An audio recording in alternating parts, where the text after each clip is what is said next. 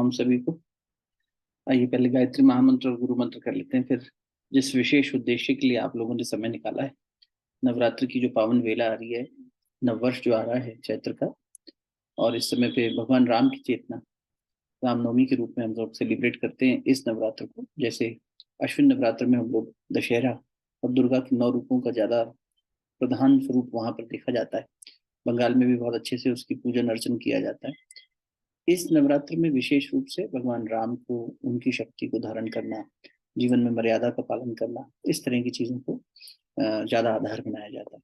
आइए पहले गायत्री महामंत्र कर लेते हैं, गुरु मंत्र कर लेते हैं, फिर बातचीत के माध्यम से आपकी जिज्ञासा समाधान भी कर लेंगे और परम पूज्य गुरुदेव के मार्गदर्शन के अनुसार इन 9 दिनों का यूटिलाइजेशन श्रेष्ठतम तरीके से कैसे किया जा सके, इस पर थोड़ा मंथन चिंतन कर लेंगे।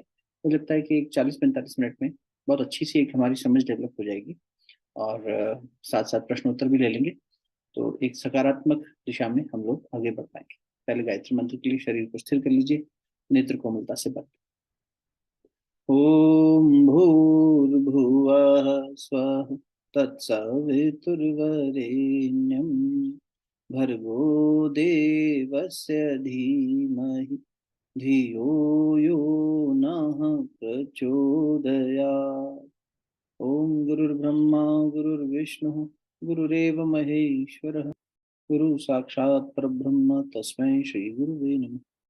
अखंड मंडलाकारं व्याप्तं येन चराचरं तत्पदं दर्शितं येन तस्मै श्री गुरुवे नमः। मातृवत् लालयित्री च पितृवत् मार्गदर्शिका नमोस्तु गुरुसत्तायै श्रद्धा प्रज्ञायुता च या, श्रद्धा प्रज्ञायुता च या। दोनों हथेलियों का आपस में मलिए। प्राप्त हुई ऊर्जा को मुखमंडल पर, हृदय स्थान पर स्पर्श करें। बहुत बहुत प्रणाम परम पूज्य गुरुदेव, वंदे माता जी के सूक्ष्म संरक्षण में। आइए, जीवन में हम हो सकता है अलग अलग उद्देश्य से इस बात के लिए जुड़ रहे हों कि हम साधना की दिशा में आगे बढ़े, है ना। साधना की दिशा में आगे बढ़ने से चाहे हम सांसारिक उपलब्धि प्राप्त करना चाह रहे हों, चाहे हम अपने परिवार का सुख समृद्धि की दृष्टि से इसको करना चाह रहे हो, चाहे अपने आत्मिक उत्थान के लिए करना चाह रहे हो, पर्पस सभी हो सकते हैं। पर्पस कोई स्पेसिफिक हो सकता है। आप में से बहुत सारे लोग, हम लोग पेरेंटिंग के माध्यम से भी जुड़े हुए हैं, तो बच्चों को लेकर थोड़ा सा मन में ये भाव आता है, माँ बाप के मन में, कि हम कुछ ऐसा करें जिससे हमारे परिवार में सुख हो, शांति हो, बच्चे के विकास में अच्छा भाव बने। कुछ लोग व्यक्तिगत समस्याओं के माध्यम से हमसे जुड़ते हैं, तो उनकी काउंसलिंग से हमें पता लगता है कि इनके जीवन में ये समस्या है, ये कष्ट है। तो वैसे कष्ट को दूर करने की दृष्टि से, यानी आदि व्याधि इसे अपन कहते हैं। आदि व्याधि मतलब शारीरिक और मानसिक क्लेश, शारीरिक और मानसिक दुख। और कुछ लोग ऐसे होंगे आप में से जिनके जीवन में बाय एंड लार्ज सब कुछ अच्छा चल रहा है, स्थिरता है, परिवार में सामंजस्य है, शारीरिक बल, मानसिक बल, आर्थिक बल सब ठीक चल रहा है। तो अब इससे आगे की ऊंचाई के लिए तरफ चढ़ना है। सभी स्थितियों में, चाहे वो स्पिरिचुअल अपलिफ्टमेंट हो, चाहे वो मटेरियल प्रोग्रेस हो, और चाहे वो मेंटल पीस हो, फिजिकल स्ट्रेंथ हो, हेल्थ हो, हम विशेष प्रयोजन को सिद्ध करने के लिए विशेष जब कोई ऐसा अटेम्प्ट करते हैं, उसे अनुष्ठान के अनुष्ठान। जब व्यक्ति स्वयं के प्रति मतलब स्वयं से, इसे अनुशासन, स्वयं के ऊपर शासन। कोई दूसरा हम पर शासन करे तो वो तो एनफोर्समेंट हो गया ना, लेकिन हम खुद ही अनुशासित होकर चले तो फिर हमें कोई दिक्कत ही नहीं आती। ऐसे अनुष्ठान, अपने ही भीतर अपने ऊपर एक अनुसंधान करने के लिए जब कोई प्रयोग किया जाता है तो उसे अनुष्ठान कहते हैं। 9 दिवसीय ये जो हमारे यहाँ पर्व आता है नवरात्र का, ये चैत्र नवरात्र तो विशेष रूप से एक नए साल का आगाज भी है, नया साल शुरू हो रहा है। तो अपनी संस्कृति देखो कितनी अच्छी है कि जब हम नया कुछ शुरू कर रहे हैं तो क्यों ना अपने मन को शुद्ध कर लें, अपने परिवार को शुद्ध कर लें, अपने घर को शुद्ध कर लें, अपने प्रांगण को शुद्ध कर लें, अपने शरीर को अच्छा बना लें, है ना। ताकि जब भी कुछ नया करते हैं, जैसे पर्व पे तो होता ही होता है घर की साफ सफाई इत्यादि, अब ये नया साल भी आ रहा है हिंदी कैलेंडर के हिसाब से, और ऋतुओं में परिवर्तन आता है, नए महीने में हम प्रवेश करते हैं। ऐसे में शारीरिक दृष्टि से, मानसिक दृष्टि से ये जो फेजेस हैं चेंज होती है। जैसे आप संक्रांत में तो ये बात बहुत प्रामाणिक तरीके से समझते हैं कि सूर्य की दिशा बदल जाती है, मतलब दिशा इन द सेंस गति जो है उनका उत्तरायण में आ जाते हैं। तो अब जब सूर्य मकर राशि में प्रवेश करते हैं, यूं तो संक्रांत हर महीने आती है, लेकिन उस सेलेस्टियल पोजिशन में ऐसे परिवर्तन आने लगते हैं कि हमारे ऋषियों ने कहा कि व्यक्ति को ऐसे में यदि वो थोड़ा सावधान हो और थोड़ा जागरूक होके अपने इस समय का सही यूटिलाइज कर सके, अपने खान पान में, अपने रहन सहन में, अपने वाणी में, अपने उपासना के क्रम में थोड़ा सा अच्छा परिवर्तन ले आए, तो वो परिवर्तन उसे बड़ा लाभ दे सकता है। मैं अनेक बार ये बात कहता हूँ, दास कबीर कहते थे, राम नाम की लूट है, लूट सके तो लूट, अंतकाल पछताएगा जब जाएंगे प्राण छूट। ये क्या है? ये राम नाम की लूट मतलब ये ऐसी समय है जब राम नाम लुट रहा है, मतलब ऐसी सेल लगी है जब आप कम में ज्यादा लेके आ सकते, कम लागत में ज्यादा फायदा मिल सकता है। भगवान के साथ थोड़ा सा भी मन लगा के अगर कोई बैठ ले तो उसे बहुत ज्यादा उपलब्धि मिल सकती है।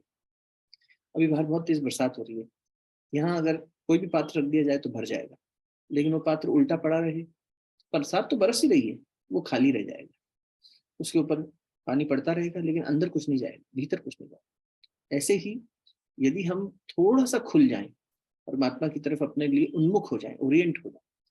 गीता जी में अपन बार बार करते ना कि अर्जुन की खासियत यही थी कि सब युधिष्ठिर उनसे ज्यादा हो सकता है पात्र दिखाई दें कि भगवान की गीता तो युधिष्ठिर को मिलनी चाहिए। भीष्म जैसा भक्त, अरे इतना बड़ा भक्त भीष्म, जिनके लिए कहा जाता है कि जब भीष्म अपने सूर्य को अर्घ देने आते थे अपनी बालकनी में, छत पे, तो लगता था 2 सूर्य उदय हो गए, इतना ज्यादा तपोबल था उनमें। ऐसे भक्त जो गंगा पुत्र हो स्वयं, जिनके अंदर इतनी सारी शक्ति हो, वो भगवान की गीता प्राप्त नहीं कर रहे हैं। तो अर्जुन में ऐसी क्या खास बात थी जो गले में हाथ डाल के घूमता था, बचपन से सगा भाव में कजन ब्रदर के रूप में खेलता कूदता था उनके साथ, कभी कभी तो कृष्ण को ठेस भी पहुंचा देता था, शारीरिक दृष्टि से भी धकेल देता था, खेलता था, खूब मस्ती करता था, छोटे भाई थे दोनों, बड़े होते होते उनके अंदर ये, लेकिन अर्जुन को क्यों मिला? क्योंकि अर्जुन उन्मुख थे। एक ही क्वालिटी सबसे ज्यादा जो डिफरेंशिएटिंग फैक्टर था, बाकी तो और क्वालिटीज थी ही नो डाउट, लेकिन अर्जुन भगवान के साथ थे हमेशा, इसलिए भगवान हमेशा अर्जुन के साथ रहे। जिसका प्रमाण हम सब देखते हैं कि जब अर्जुन और दुर्योधन को ये ऑफर दिया गया भगवान कृष्ण द्वारा, whom would you like to pick, me or my whole this thing battalion, तो उसने कहा मुझे तो आपकी बटालियन चाहिए, आपकी सेना चाहिए, आप निहत्थे मेरे किस काम के। और अर्जुन को ये ऑफर पहले दिया गया, अर्जुन से पूछा भगवान ने पहले, ऐसा नहीं कि उसे बचा हुआ ऑप्शन पिक करना पड़ा, ये भगवान ने परीक्षा ले ली और अर्जुन ने कहा मुझे तो आप चाहिए। मुझे इस सबसे क्या है, नारायणी सेना आप अपनी कहीं भी दीजिए, जो भी मर्जी करिए, आप निहत्थे, हाँ मैं निहत्था ही ठीक हूँ, आऊंगा, हाँ आप निहत्थे आ जाओ, कोई दिक्कत नहीं, आप क्यों हथियार उठाओगे, आप हमारे साथ तो बस हम हमारे लिए जरूरी, हम जीते चाहे हारे वो बात ही नहीं है, युद्ध हो चाहे ना हो, आप चाहिए। हर स्थिति में जब हमारे अंदर ये आ जाए कि हमें अपना परमात्मा, ये एक निष्ठा, इसे कहते हैं श्रद्धा। उन्हीं गीता जी में अभी हम 17वां अध्याय पढ़ रहे हैं, स्वाध्याय सत्संग कर रहे हैं, जो शनिवार रविवार सुबह आप लोग आया करिए। आज भी बात हो रही थी 17th चैप्टर में, भगवान कह रहे हैं, अर्जुन पूछ रहे हैं कि श्रद्धा को थोड़ा सा व्याख्या करिए, तो भगवान कह रहे हैं श्रद्धा 3 प्रकार की है अर्जुन, सतोगुणी, रजोगुणी और तमोगुणी, 3 प्रकार की श्रद्धा है। अच्छा जी, ये 3 प्रकार की श्रद्धा कैसे है? अर्जुन का प्रश्न ये था, जो लोग पूजा पाठ करते नहीं दिखाई देते, जैसे मतलब शास्त्र नीति से इत्यादि, मतलब करते हैं या बिल्कुल ही नहीं करते, कैसे मूल्यांकन करें? और जो कर भी रहे हैं वो कितना सही कर रहे हैं, कितना गलत कर रहे हैं, कितना कैसे पता लगे कि वो सही मायने में यज्ञ कर रहा है, सही मायने में जब तक कर रहा है? तो भगवान ने कहा बस उसकी थोड़ी सी वो आचरण देख लो, पहले उसका भोजन ही देख लो। तो गुरुदेव भी बार बार इस पे जोर दिया करते थे कि भैया अपना भोजन ही देख लो, उससे समझ में आ जाएगा तुम सतोगुणी हो, रजोगुणी हो या तमोगुणी, यानी तुम्हारा मन किस दिशा में जा रहा है। तुम ऐसा भोजन करना चाहते हो जो तुम्हारे शरीर को, तुम्हारे प्राण को, तुम्हारे मन को, तुम्हारी बुद्धि को तेजस्विता प्रदान करे, आयु प्रदान करे, प्राण प्रदान करे, बल प्रदान करे, ये सतोगुणी भोजन है। तुम ऐसा भोजन करना चाहते हो जो तुम्हें आलस्य में धकेल दे, जो बहुत जो है तुम्हें तामसिक बना दे, वो तामसिक भोजन है। और जो तुम ऐसा करना चाहते हो कि बहुत तीखा, बहुत खट्टा, बहुत मीठा, बहुत ऐसा, बहुत गर्मा गर्म, तो भैया तुम राजसिक हो, तुम रजोगुणी। और फिर लक्षण बताते हुए भगवान कहते हैं, हे अर्जुन, सात्विक भोजन तो आयु बढ़ाता है, बल बढ़ाता है, अभी आपको बताया। रजोगुणी भोजन शोक, पीड़ा, कष्ट लेकर आता है, रोग लेकर आता है। और तमोगुणी की तो व्याख्या ही नहीं करी भगवान ने। भगवान ने कहा इसके बारे में क्या बात करें, कोई मांस मच्छी खा रहा है, मदिरा पी रहा है, गुटखा पान तमाशा कर रहा है, तो ये सब क्या है? ये ऐसी चीजें हैं जो उसके शरीर को गला रही है, उसके प्राण को गला रही है, उसके मन को, उसकी चेतना को नीचे धकेल रही है। तो इसकी क्या बात करें, ये तो तमस है, अंधेरा है, बेकार। तो हम चलो रजोगुण में तो पहुंचे हुए हैं, ऐसा मैं मान रहा हूँ कि हम इस सबसे तो ऊपर थोड़े से उठे हुए हैं, कि मांस मच्छी से, मदिरा इत्यादि से पीछे छूट गया है, अगर जीवन में था भी तो, और नहीं हुआ कभी तो और अच्छा। अब रजोगुण से सतोगुण की ओर तो जाना ही पड़ेगा ना, सात्विकता तो धारण करनी पड़ेगी। तो सात्विकता धारण कैसे करें? आज हम थोड़ी सी बात मंत्र पे भी करेंगे आपसे, क्योंकि गायत्री महामंत्र को आधार बनाकर हम इस मन को ठीक करने की बात करेंगे। अनुष्ठान का आधार क्या होगा, अनुष्ठान को धारण कौन करेगा, मंत्र धारण करेगा, फिर मंत्र के पीछे की शक्ति उसका ऋषि और उसका गुरु वो धारण करेगा। तो अब देखो आप, मंत्र तो बाद में आएगा, मंत्र पे पहले क्यों नहीं चर्चा कर रहे? तो गुरुदेव हमेशा कहते थे बेटा तू पूछने आ जाता है गुरु जी मंत्र कैसे करें, माला कैसे पकड़ें, कितनी देर बैठे, आप कौन सी माला जपते हो, चंदन की होनी चाहिए, रुद्राक्ष की होनी चाहिए, तुलसी की होनी चाहिए, किसी और काष्ठ की होनी चाहिए। बेटा ये सब बहुत बात की बातें हैं। पहले जिस मुंह से तुझे मंत्र जपना है, भगवान को पुकारना है, उससे कनेक्ट होना है, उस जबान को तो तैयार कर ले, उस जीव को तो पहले तैयार कर ले। जीभ बोलने का काम करती है और भोजन का काम करती है, रसना आस्वादन करती है भोजन। तो अब जीभ जो है क्या खा रही है, यही तो भगवान कृष्ण कहते हैं। देख तो सही तेरी जीभ लपलपाती किस चीज पे है, तेरी जीभ किस भोजन के पीछे, भोज्य पदार्थ के पीछे भागती है। उस आधार पर तुझे ये समझ में आएगा कि तेरा मन कहाँ है। आज हमारे पास अभी समय है, अभी 3 दिन है, बुधवार से नवरात्र शुरू होंगे, तब से अब तक हमारे पास समय है। हम ये मूल्यांकन करें हम कहाँ खड़े हैं। ऐसे ही नहीं माला जपने बैठ जाए। आत्मिक उत्थान करना है तो पहले देखें तो सही हम खड़े कहाँ हैं, आज धरातल कहाँ है। सेल्फ एनालिसिस तो करना जरूरी है ना। वो सेल्फ एनालिसिस एक तो इस चीज पर देखिए कि आपका मन किस तरह के भोजन को करने में रुचि लेता है, स्वतः ही रुचि ले ले। जिसकी कल्पना से, जिसकी चिंतन से मन कर जाए अरे यार ये खा ली, बस थोड़ा सा उस दिशा में सोचना। अगर वो अति खट्टा है, अति तीखा है, अति चटपटा है, इस तरह का है, तेल में तला हुआ है फूड, तो समझना ये राजसिक है। वो बहुत ही तामसिक है, बांसा है, पुराना है, जिसकी कोई शक्ति खत्म हो गई हो, जो बहुत ही दुर्भाव से बना हो, दुर्भाव से ही परोसा गया हो, ऐसा भोजन तामसिक है। और अगर कोई ऐसा भोजन है जो चीजें फलाहार है, दुग्ध है, घृत है, गुड़ है, इस तरह की चीजें जो थोड़ा सा हमें पोषण प्रदान करती हैं, शक्ति प्रदान करती हैं, ऐसी चीजों को अगर धारण करने में मन स्वतः ही प्रेरित हो जाए। एक तो ये हुआ कि नहीं अब हम ना डाइट कर रहे हैं, डिटॉक्स कर रहे हैं, इसलिए हम 5 दिन खिचड़ी खाएंगे, ये स्वतः ही प्रेरित नहीं हुआ, ये हमने जानबूझ के पुश किया क्योंकि हमें 5 किलो वजन घटाना है, बॉडी डिटोन करनी है, टोनिंग करनी है, ये सब करना है ना। ये तो उस वजह से हो रहा है। अगर हम फोर्सफुली कर रहे हैं तो इसका मतलब मन हमारा सहजता से उस दिशा में नहीं जा रहा। अब हमें ये अभ्यास डालना है तो थोड़ा सा ताकत लगानी पड़ेगी। लेकिन मूल्यांकन करते समय फिर हम ये नहीं कह सकते कि हम तो सत्वगुणी है, हमें तो खिचड़ी खाना पसंद है, सुपाच्य दलिया खाना पसंद है। ये तो हम खा रहे हैं और अगर पसंद आ गया है, रुचि बन गई है तो ठीक है। तो ये अपने ईमानदारी से मूल्यांकन करना कि पहले तो हमारी जीवा किस तरह के रस का आस्वादन करने के पीछे भागती है। दूसरा, जीभ का काम है बोलना। क्या हम बहुत फिजूल बोलने में दिन बर्बाद कर देते हैं? कितने शब्द बोल रहे हो ये गिनना संभव नहीं है, लेकिन ये तो संभव है कि क्या बात बोल रहे हो। वाणी का प्रयोग किस तरह से कर रहे हो, क्रोध ज्यादा कर रहे हो, चिड़चिड़ापन ज्यादा परोस रहे हो, या आपके कहने से, आपकी वाणी से आसपास मधुरता फैल रही है, आपको लोग सुनना चाह रहे हैं, अरे बड़ा अच्छी बात कही, जरा सुने, प्यार से कही। आपने अगर किसी को समझाया भी तो प्यार से, क्या उत्तेजित हो गए, चिल्लाए, उग्र हो गए? ये थोड़ा सा चिंतन करिए अपने बारे में। दूसरे की निंदा में कई लोग बहुत समय निकाल देते हैं। अखबार पढ़ रहे हैं, न्यूज पढ़ रहे हैं, स्क्रॉल पे स्क्रॉल करे जा रहे हैं, समय बर्बाद कर रहे हैं, वहां पर मानसिक चिंतन चलता जा रहा है उस दिशा में, वो भी एक वाणी है, वो भी अपने सेल्फ टॉक है। क्या सेल्फ टॉक चलता है आपका? यदि मेरा सेल्फ टॉक ही चल रहा है तो हो जीवन बड़ा उदास है, क्या कुछ करने को नहीं है, क्या करें समझ ही नहीं आ रहा। अच्छा, इतना समय जीवन में करने को समझ में ही नहीं आ रहा हमें। बहुत बार ऐसा होता ना, अरे आज का दिन ना बड़ा ऐसा आलस में बीत रहा है, कुछ समझ नहीं आ रहा क्या करें, विचार ही नहीं चल रहा। तो ये तो तमस हो गया, विचार नहीं चल रहा, कुछ समझ नहीं आ रहा करने को, माला उठाओ बैठ जाओ, भगवान का नाम लो, ले लो, एक मंत्र लेखन करने बैठ जाओ, कोई अच्छी किताब पढ़ने बैठ जाओ। नहीं, अच्छी किताब पढ़ने में बड़ी ताकत लगती है लोगों को। वीडियो पे सर्फिंग, इस पे सेलफोन पे सर्फिंग करते रहेंगे, हम इंटरनेट पे सर्फिंग करते रहेंगे, लेकिन एक अच्छी किताब पढ़ने को दे दी जाए, दिन बीत जाते हैं किताब खत्म नहीं होती। खरीद लिए, पढ़िए। और कोई मूवी देखनी हो, कोई सीरीज देखनी हो, आदमी बिंज वॉच करके खत्म करके मानता है, पूरा जब तक ना हो जाए। निष्ठा देखो कहाँ जा रही है, श्रद्धा यानी निष्ठा ये कहाँ जा रही है। भगवान ने कहा अपना आचरण देख ले। गुरुदेव ने इसी बात को, जो भगवान कृष्ण की बात है, उसको यूं कह दिया, बेटा अपने गुण, कर्म और स्वभाव, इन तीनों को देख लो। वही गुण, सतोगुण, तमोगुण, रजोगुण, वही तुम्हारे अंदर क्या क्या गुण है वो देख लो।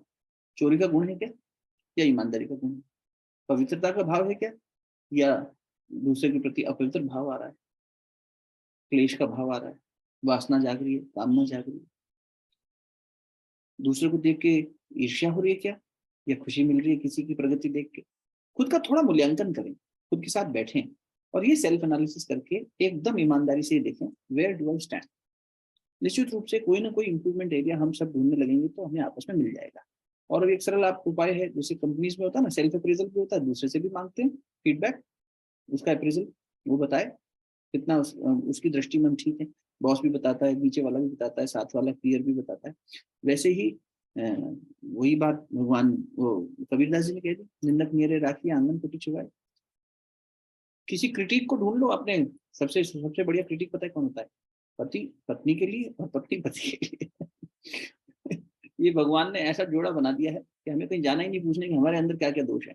बस अपने जीवन साथी से पूछ लो, और नहीं पूछने का मन हो तो बस चिंतन कर लो कि कितनी बार वो किस चीज पे टोक रहे हैं, क्या कर रहे हैं, उनका दोष मत देखो। हमें से कह रहे हैं इसका मतलब हमने कहीं कमी है।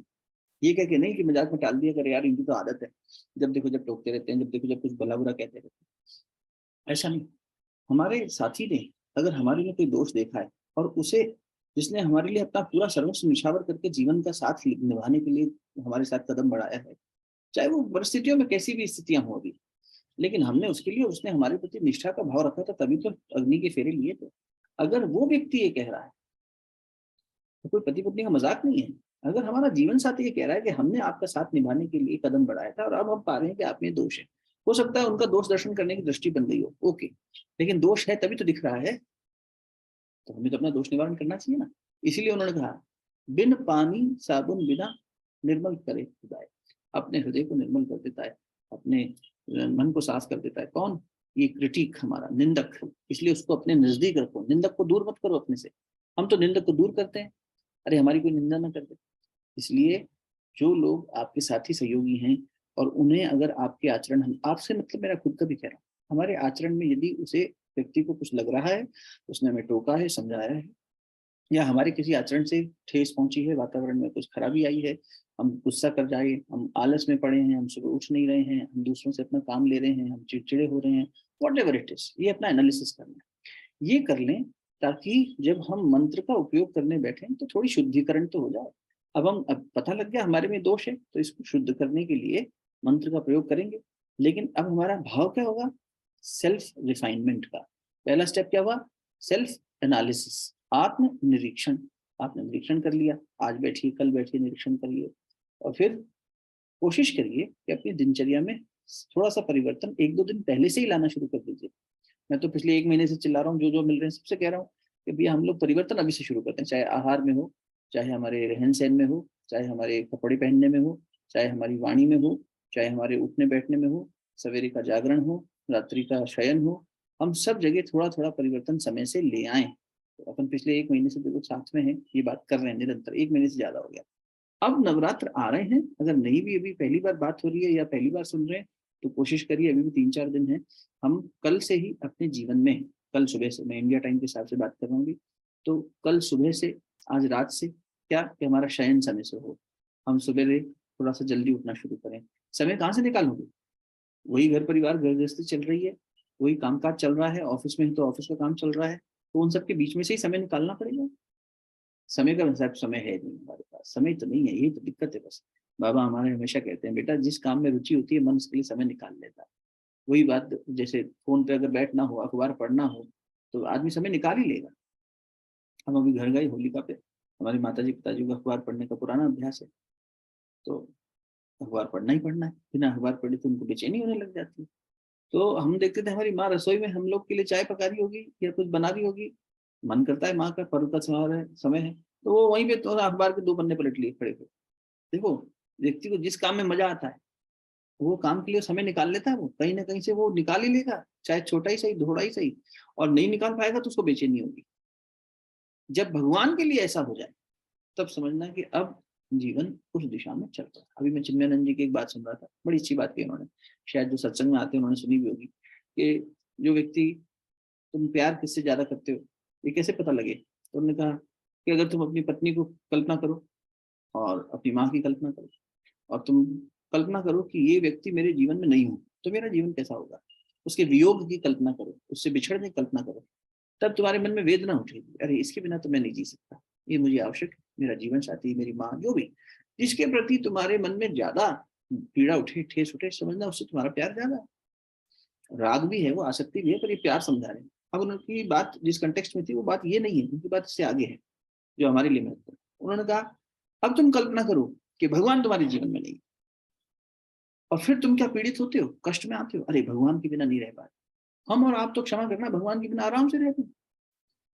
हमें क्या मतलब है भगवान से, भाई क्या कर रहा है भगवान, चल रहा है सब कुछ, हाँ भगवान का दिया हमारे पास सब कुछ है।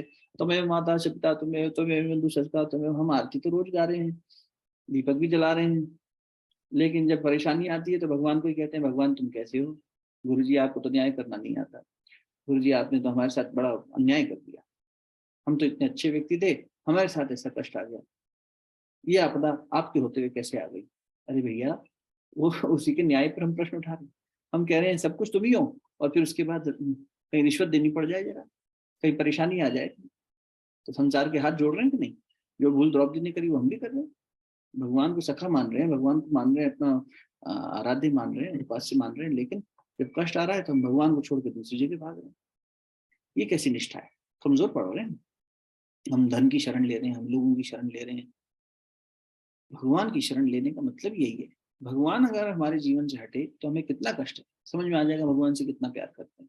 तो ये अनुष्ठान, ये प्रयोग 9 दिन का भगवान के प्रति अपने प्रेम को जाहिर करने के लिए किया जाए तो मैं समझता हूँ श्रेष्ठतम होगा।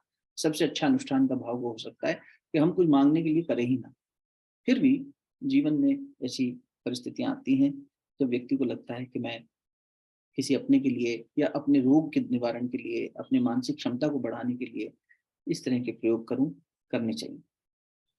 अभी जहां है वहां से तो अच्छे होंगे, बाद में अगर ये स्थिति बन जाएगी आज से कुछ समय बाद कि भाई हम अब अपने लिए कुछ मांगना ही नहीं चाहते, हम अपनों के लिए भी मांगना नहीं चाहते, ये मन की स्थिति अपने आप बनेगी। इस मन की स्थिति को लाने के लिए भी तो मन को धोना पड़ेगा ना। इसके लिए कई सारी चीजों की आवश्यकता होती है, जिसमें से अगर आप देखें तो सबसे महत्वपूर्ण है मंत्र की शक्ति। सबसे महत्वपूर्ण जप, जप किया जाता है, जप यानी बार बार किसी चीज को दोहराना। जब हम किसी चीज को बार बार दोहराते हैं तो उसके दोहराने से एक किस्म की ऊर्जा पैदा होती है। जैसे आप डायनेमो को बार बार घुमाएं तो मोटर चल पड़ती है, इंजन चल पड़ता है। तो ये कैसे हुआ, ये उसको बार बार घुमाने से हुआ। ऐसे ही जब धरती बार बार घूम रही है अपनी ही धुरी पे तो सेंट्रीफ्यूगल फोर्स पैदा कर रही है, ग्रेविटेशन फोर्स पैदा कर रही है, उसी की वजह से हम लोग स्थिर बैठे हैं। जबकि उड़ने को तो हम 16,800 किलोमीटर प्रति घंटे की रफ्तार से उड़ रहे हैं। किसी ने कहा, एक पिक्चोरल उसमें पोस्ट देखी हमने इस पे सोशल मीडिया पे, कि अगर आप 60 किलोमीटर प्रति घंटे की रफ्तार से हवा आपके मुंह पे फेंकी जाए तो आपका मुंह डिफॉर्म हो जाएगा एकदम। झूले पे बैठे हैं लोग, बड़ी बड़ी मैरी गो राउंड, ऊंचे ऊंचे झूले, तो उनका चेहरा देखा करो कभी, एकदम डिफॉर्म हो जाता है हवा के प्रेशर से। गाल बाहर चले जाएंगे, आंखें फैल जाएंगी, बाल उड़ जाएंगे। ये क्या है, इतनी सी हवा, सिर्फ 60 किलोमीटर। और धरती कितनी रफ्तार से उड़ रही है, 16,800 किलोमीटर प्रति घंटे की रफ्तार से। इतनी तेज चल रहा है लेकिन तब भी हम स्थिर बैठे। ये क्या है, ये शक्ति है जो घूमने से पैदा हो रही है। जब किसी चीज को हम बार बार घुमाएंगे, मंत्र को हम धारण करेंगे और अपनी जबान से बार बार घुमाएंगे तो इस वाणी की भी शुद्धि करेंगे और भोजन से भी, आहार से भी शुद्धि करेंगे। और फिर जब मंत्र को करेंगे तो गुरुदेव कहते थे बेटा जब अपनी जीभ साफ करके आएगा ना, तब जब मंत्र करेगा तो वो मंत्र कनेक्ट करेगा। क्यों करना है मंत्र, समझा देते हैं। आपको जिस धारा से जुड़ना होता है, आपको अगर एक मान लीजिए कोई छोटा चार्जर लगाना है, कहीं प्लग इन करना है, लैंप जलाना है, तो आप छोटे से 2 पिन में डाल दें। आपको कोई पावर जिसमें ज्यादा चाहिए हो, ऐसा अप्लायंस चलाना हो, तो आप बड़े पिन वाले प्लग में ही डाल सकते हैं, छोटे वाले में नहीं डलेगा क्योंकि उसको पावर ज्यादा चाहिए। और उसके लिए स्विच बोर्ड भी अलग है। आप उसमें अपने मिक्सी ग्राइंडर को चलाते हैं, बड़ा करते हैं जो भी। तो ऐसे में क्या हुआ, आपको ये पता है कि इस अप्लायंस को चलाने के लिए ज्यादा शक्ति चाहिए, इसकी इतने एम्पियर की आवश्यकता है, इसको यहाँ प्लग इन कर। हमें अपने जीवन को ऊंचा उठाने के लिए जो गुण हमारे में कम है, यानी जो दोष हमारे में है, उनको हटाना है और उनके अपोजिट जो गुण है उसे अपने जीवन में लाना है। अब इन गुणों को धारण करने के लिए हमें उस गुण से जुड़ी हुई उस जो वेवलेंथ है उस सदगुण की, उससे जुड़ी हुई पासपोर्ट भी तो चाहिए होगा। आपके घर हम आए और आपके घर इंटरनेट कनेक्शन है, हमारे पास फोन की सुविधा है, उसमें इंटरनेट कनेक्शन हम ले सकते हैं, लेकिन हम आप सब जब पासवर्ड नहीं बताओगे, हम कहेंगे रत्ना बहन जी पासवर्ड बताओ, दीदी कहेंगे भैया ये पासवर्ड डालो, तब इंटरनेट कनेक्ट होगा। सर्विस प्रोवाइड हो रही है, अप्लायंस के पास क्षमता भी है, लेकिन कनेक्ट नहीं कर पा रहा। मंत्र वही कनेक्टिंग पासकोड्स हैं, वही पासवर्ड्स हैं। इस मीटिंग से जुड़ने में भी शुरुआत में दिक्कत आ रही थी ना लोगों को, तो फिर वापस एक भी आ गया, तब आप लोग जुड़ पाए।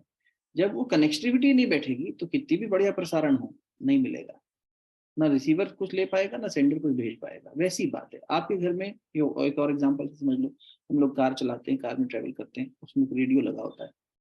अब रेडियो में गाना तब बजता है जब हम प्ले करते हैं, लेकिन गाना पहले ही उपस्थित था, गाना तो बज ही रहा है। रेडियो वेव्स तो उस समय है ही, हमारी गाड़ी के अंदर है, बाहर है, सब जगह है। जैसे ही हम ट्यून करते हैं, चाहे अपने फोन से चाहे गाड़ी से, तो क्या होता है, तुरंत वो ट्रांजिस्टर बजने लग जाता है, गीत बजने लग जाता है, हमें पसंद आता है, हम और सुनते हैं, नहीं पसंद आता है बदल देते हैं दूसरी फ्रिक्वेंसी, क्योंकि हमें पता है फ्रिक्वेंसीज क्या है और सेट करनी आती है, तो हम उसे कर ले जाएंगे। अगर हमें अप्लायंस यूज करना नहीं आता तो दिक्कत है। मन एक अप्लायंस, इसे यूज करके उस पासकोड के साथ जब बैठाते हैं तो वो एक सर्टेन वेवलेंथ से कनेक्ट होता है। बहुत सारी वेवलेंथ है, अलग अलग अलग अलग रेंज है। तो अब या तो ये इतनी समझ डेवलप की जाए कि भैया पूरा शास्त्र पढ़े जाएं, गुरुजनों के साथ बैठा जाए और ये समझा जाए कि पहले तो वेवलेंथ हैं कितने प्रकार की, फिर उन वेवलेंथ से जुड़ने के पासवर्ड क्या हैं, फिर अपना मूल्यांकन किया जाए कि मुझे कौन सा दोष है, मैं उस पासवर्ड से जुड़ना चाहता हूँ तो इसमें कौन सा पासवर्ड लगेगा। फिर लगाने के बाद उस अप्लायंस को इस लायक भी बनाना है कि गाना ठीक बजे, क्योंकि कई बार आप नेटवर्क रेंज से बाहर होंगे तो वो ट्रांजिस्टर ठीक से बजेगा भी नहीं, गाना रुक रुक के आएगा। तो ये सारी तैयारी करने में तो भैया बहुत मेहनत लग जाएगी, तो फिर बात क्या बेकार हुई इतनी सारी? नहीं। तो ऐसे में हमारे ऋषियों ने क्या कहा, इतने सारे पासवर्ड्स में से, इतने सारे मंत्रों में से कुछ मंत्र फिल्टर कर दो। फिल्टर लगाओ। क्या फिल्टर लगाया, आप शॉपिंग करते हो, ऑनलाइन शॉपिंग, फिल्टर कर देते हो अपने साइज, अपने ब्रांड्स, अपने कलर्स, अपनी चॉइसेस, अपना जेंडर, तो फिर वो कम कर देता है सब चीजों को। कम कर दिया तो उन्होंने कहा मंत्रों में से भी जो मोस्ट इफेक्टिव है उनको महामंत्र कहा गया। महामृत्युंजय मंत्र, गायत्री महामंत्र, ओंकार मंत्र, है ना, ओम महामंत्र है। तो इस तरह से द्वादश अक्षर के मंत्र, पंचाक्षरी मंत्र जो ओम नमः शिवाय है, या ओम नमो भगवते वासुदेवाय है, या 16 अक्षर का हरे राम राम राम हरे हरे हरे कृष्णा हरे कृष्णा। इस तरह से फिल्टर लगा के मंत्रों को नैरो डाउन कर दिया गया। राम छोटा सा मंत्र है, बड़ा महामंत्र है, तो ऐसे मंत्रों को शॉर्ट लिस्ट कर दिया गया। पहले आपने देखा होगा घर में बड़े बुजुर्ग राम राम राम राम लिखते थे, छोटी सी कॉपी में लिखते रहते। जब मौका मिलता था, दादी नानी हमारी बड़ी बुजुर्ग करते थे, ये अभ्यास था उनका लेखन का। फिर उस कॉपी को मंदिर में दान दे दिया जाता कि चलो मंदिर की नींव रखेंगे, भूमि पूजन होगा तो करवाया जाता। तो कहने का भाव ये है कि ये जो अलग अलग वेवलेंथ है, राम की वेवलेंथ अलग है, कृष्ण की वेवलेंथ अलग है, बुद्ध की वेवलेंथ अलग है, ईसा की वेवलेंथ अलग है, नरसिंह की वेवलेंथ अलग है। आप जिस अवतार को, जिस स्वरूप को देखना चाहते हैं, हमारे ऋषियों ने बड़ी कृपा करके इस जो फॉर्मूलेस था उसको फॉर्म बना दिया। अब उस फॉर्म से कनेक्ट हमें होना है, उस फॉर्मेशन से हमें पता लग गया कि इसमें गुण क्या क्या है। जैसे ये देखो, ये फॉर्मेशन है, ये गायत्री का फॉर्मेशन। परम पूज्य गुरुदेव ने गायत्री माता की तस्वीर बनवाई, उससे पहले गायत्री के मंदिर नहीं होते थे। तो गायत्री मंदिर कौन सुनता था? लक्ष्मी मंदिर सुना है, दुर्गा जी के मंदिर सुने हैं, सरस्वती के मंदिर सुने हैं, लेकिन ये कौन सा, संतोषी माता के मंदिर सुने, गायत्री मंदिर। लोग पूछते थे ये कौन सा मंदिर है, ये तो नहीं सुना कभी। तो गुरुदेव ने गायत्री माता की तस्वीर बनवाई। ये तस्वीर क्या है? ये मंत्र का रूपांतरण है, मंत्र का पर्सोनिफिकेशन है, मैनिफेस्टेशन है। तो मंत्र क्या है? वो पासपोर्ट है। तो यानी कौन कौन से गुण इसमें मिलेंगे वो इस तस्वीर के माध्यम से प्रकट कर दिया। तो शिव में कौन सा गुण मिलेगा? बोले शिव तो कल्याणकारी सत्ता है, शिव जहां होंगे वहां परम शांति होगी। जीवन में जहर पीना सीखना है तो शिव से सीखिए। गले में सांप लौटते हैं लोगों के, लेकिन परेशान हो जाते हैं, लेकिन शिव परेशान नहीं होते। जिस व्यक्ति को जहर पीना पड़े, जिसके घर परिवार में सब एक दूसरे के बैरी हों, आप कहेंगे नहीं साहब सब तो एक परिवार के लोग हैं, लेकिन देख लो, सांप चूहे को खा जाए, सांप को मोर खा जाए, बैल को शेर खा जाए, सब तो एक दूसरे के विरोधी हैं, लेकिन फिर भी जहाँ शिव है वहां शांति है, कल्याण है। ज्यादा उपद्रव होता है तो तांडव भी है, लेकिन वो तांडव है अशिव का नाश करने के लिए। जब सीमा से परे चली जाए चीज तो उन्हें वापस रिकैलिब्रेट करना भी आता है। दूसरे ले लो हमारे भाई साहब विष्णु जी, लेटे में, कहाँ पे लेटे में? सांप के ऊपर। कोई आदमी सांप के ऊपर लेटा है, गुरु जी व्याख्या करते हैं, बोले तुम सांप के ऊपर लेटे हुए एक आदमी कल्पना करो, हमेशा डरता रहेगा वो तो कि सांप है, सांप है, कब डस ले, क्या भरोसा सांप का। सांप की तो विष ही जो है उतना विषैला होता है कि वहां विषाक्त हो जाता है वातावरण। तो फिर, और पत्नी ने पैर पकड़ रखे हैं, भागने भी ना दे, और भागे भी तो बेचारा सब छूट छूट के तो भागे कहाँ, चारों तरफ क्षीर सागर है, पानी पानी है, कहाँ जाएगा भाग के। ऐसे में उसका एक सेवक आता है, नारायण मैसेंजर, वो कहता है नारायण नारायण, हाँ भाई क्या हुआ, ये समस्या आ गई, वो समस्या आ गई। तो वो क्या कहते हैं, श्री हरि लेटे हुए आराम से, डोंट वरी, हम ट्रबल शूट कर देंगे, कोई ना कोई समाधान निकाल ही लेंगे। लीला करके आ ही जाएंगे, चाहे उनको मछली बन के आना पड़े, चाहे छोटा बालक बन के आना पड़े, चाहे सुअर का रूप लेना पड़े, चाहे चक्रधारी होना हो, चाहे धनुषधारी होना हो, हम कुछ ना कुछ करके सॉल्व कर देंगे, डोंट वरी। ये एक शक्ति किसकी है? जिसके अंदर समाधान हो, जो स्थिर हो भीतर से, वो ऐसा कर सकता है। तो अगर मुझे विष्णु से ये शक्ति चाहिए जो भगवान नाम विष्णु दिया है, क्या है? वो पर्सोनिफिकेशन है, एक रूपांतरण है, बताया है। हमारे ऋषियों ने बहुत बड़ा काम किया कि निराकार को साकार दिखेगा कैसे। बच्चे को सिखाएंगे ए फॉर एप्पल, क से कबूतर। पहले भैया क से कबूतर कैसा दिखता है, कबूतर की छवि दिखानी पड़ेगी उसको, उसकी इमेज दिखानी पड़ेगी उसको, तब जाके वो समझेगा। इसीलिए इन्होंने सबका रूपांतरण कर दिया, मंत्रों को ही शक्ल दे दी। तो अब ये मंत्र मुझे ये शक्ति प्रदान करेगा। अब फिर उसी प्रश्न पे जाते हैं कि अगर इतने सारे मंत्र हैं, इतनी सारी वेवलेंथ है, तो मैं क्या करूं? महामंत्र भी 108 है, कौन कौन से महामंत्र के पीछे जाऊं? तो फिर समाधान ये मिलता है कि ऐसा कोई मंत्र ले लो जो वेदों और शास्त्रों में सबसे ज्यादा बार बार कहा गया हो और जिसको सबसे ज्यादा प्रमुखता मिली हो। तो फिर आप देख लो, पूरा पूरा ऋग्वेद, ऋग्वेद ही पहला वेद था, उसी वेद से फिर बाकी वेद प्रादुर्भाव हुए, तो अथर्ववेद, सामवेद, सब कुछ ये गायत्री महामंत्र का ही विस्तार हुआ। एक पौराणिक कथा है कि जब नाभि से कमल प्रकट हुआ विष्णु की, उस पर ब्रह्मा जी थे। ब्रह्मा जी इतने ऊपर बैठे थे कि वो नीचे जाते गए उन्हें समझ ही नहीं आया क्या है। तो नीचे ऊपर ही होते रहे कि मैं बैठा कहाँ हूँ, इस कमल की एक नीचे पूरी वो धार है, उसकी डंडी है, कहाँ नीचे जा रही है, देख के आता हूँ, उन्हें कोई मिला ही नहीं। तो फिर वो परेशान होकर बैठ गए। तो उनको ऐसा सुनाई दिया, आकाशवाणी कहते हैं कि भाई आप तप करिए। तप करें, तप में क्या करें? वो बैठ गए चुपचाप, कोई बताने वाला नहीं, इससे ज्यादा इंस्ट्रक्शन ही नहीं मिले, तप करिए। बैठ गए, सोचते रहे तब तब तब क्या होता है, पहली बार तो शब्द सुना, इसका मतलब क्या होता है। विचार होते होते गायत्री महामंत्र सुनने लगा। तो सोचिए यही चल लेते, चलो कुछ करने को नहीं। गायत्री मंत्र रिपीट करते गए, रिपीट करते गए। तप करना मतलब किसी चीज को तपाना, अपने शरीर को, अपने मन को तपाना। जैसे अग्नि में किसी चीज को तपाते हैं तो उसकी अशुद्धि दूर हो जाती है और वो रिफाइन होकर और निखर के बाहर आ जाती है, ये तप। तो वही तप शक्ति के अंदर निखारना। तो जब वो तपस्या हुई तो उससे पूरी सृष्टि बनी, ऐसी कहानी सुनते हैं ना। तो ये गायत्री महामंत्र वहां भी सुनने में आता है। अच्छा, और प्रमाण ले लें, गीता एक ऐसा साइकोलॉजिकल ग्रंथ भी है, एक ऐसा सारे धर्मों में एप्लीकेबल वो ग्रंथ भी है। एपीजे अब्दुल कलाम साहब रोज गीता पढ़ते थे। तो गीता जी में भगवान कह रहे हैं विभूतिवाद, विभूति, अपनी विभूतियां बताते थे, विभूति योग। हे अर्जुन, मैं तुझे अपनी क्या विभूतियां बताऊं? भाई भगवान की क्या क्या उपलब्धि बताओगे, क्या क्या उपाधियां बताओगे, क्या क्या बताओगे उसके बारे में? तो नियति नियति है। फिर भी मैं तुझे समझने की दृष्टि से बताता हूँ। तो उन्होंने कहा कि नदियों में मैं हूँ गंगा, वृक्षों में मैं हूँ अश्वत्थ, अश्वत्थ यानी पीपल। इस तरह से अपना विस्तार करते हुए बताए कुछ बातें। तो उन्होंने कहा छंदों में मैं हूँ गायत्री। गायत्री छंद, छंद और मंत्र में अंतर क्या है? छंद का मीटर अलग होता है, मंत्र उसका विस्तार हो जाता है। उसे यूं कह लो कि उसका लौकिक रिप्रेजेंटेशन हो जाता है। जैसे सूर्य सविता का रिप्रेजेंटेटिव है, ये सूर्य को भी तो कोई प्रकाशित कर रहा होगा ना। तो हम बोलचाल में सूर्य को ही सविता कह देते हैं, जबकि सविता ये नहीं है। सविता तो इसे भी प्रकाशित करने वाली शक्ति है। तो छंद जो मंत्र का आधार होता है। तो उन्होंने कहा छंदों में मैं हूँ गायत्री, तो मंत्र मान लेते हैं चलो। तो यहाँ जिस मंत्र की इतनी व्याख्या मिल रही हो, तो गायत्री महामंत्र एक ऐसी वेवलेंथ हो गई जिसमें सारे वेवलेंथ समाहित हैं, सब इसी से एक्सप्रेस हुई हैं, इसी की धाराएं हैं। तो क्यों ना हम सेंटर पे ही चले जाएं जहां से सारी धाराएं निकल रही हैं। हम कितनी धाराओं में होके जाएंगे, हम उसके सोर्स पे ही चले जाएं। तो फिर सोर्स आद्य शक्ति गायत्री, उसी को गायत्री मंत्र, गायत्री महामंत्र कहा जाता है। 24 अक्षर का मंत्र है। तत्सवितुर्वरेण्यम भर्गो देवस्य धीमहि धियो न प्रचोदयात्, ये मंत्र। इससे पहले जो लगा है वो जैसे आपके नाम के आगे डॉक्टर लगा दिया जाए, श्रीमती लगा दिया जाए, श्री लगा दिया जाए, इंजीनियर लगा दिया जाए, उपाधि जो है। तो उससे पहले ओंकार एक ऐसा बीज मंत्र है कि वो समस्त मंत्रों से पहले आता है, क्योंकि वो धारण करता है, वो भी शक्ति है एक तरह की। तो वो तो महामंत्र है वो भी अपने आप में। तो इसमें दोनों महामंत्र की शक्ति मिल जाती है। और भूर्भुवस्व क्या है? इसे वृहतियां कहते हैं। वृहतियां मतलब ये 3 लोकों में हुकार कर रही है। भू भुव स्व, भूमंडल में, पाताल लोक में, स्वर्ग लोक में। कि भैया इन तीनों लोकों में, आप सुनते होंगे ना रावण और ये सब जो राक्षस हुए, हम तीनों लोकों के राजा बनना चाहते हैं, मैं त्रिलोकी हूँ। यानी इन 3 लोकों की बात हमेशा होती है।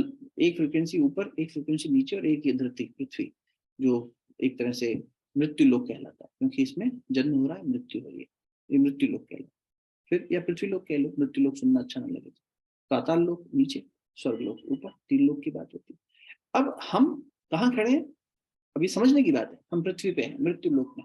ये पृथ्वी से ऊपर हम स्वर्ग की तरफ यानी देवत्व की तरफ भी जा सकते हैं, और पाताल यानी राक्षस की तरफ भी जा सकते हैं। पाताल में राक्षस रहते हैं, ऊपर स्वर्ग में देवता रहते हैं, बीच में मनुष्य रहते हैं। यही तो कहानी बनाई पुराणों में। ये समझाने की कोशिश है। छोटे बच्चे को समझाओगे, कैसे समझाओगे ये सारी बातें? कुछ कहानी बताओगे ना, रूपांतरण करोगे उसका, तो उसको आप सिंपल अलंकारिक तरीके से हमारे पुराणों में समझाया, इसलिए इन्हें हम पौराणिक कहानियां कह देते हैं। पुराण में समझाने की बात है, तो शिव जी का स्वरूप बना दिया, विष्णु का स्वरूप बना दिया, ये सब कर दिया।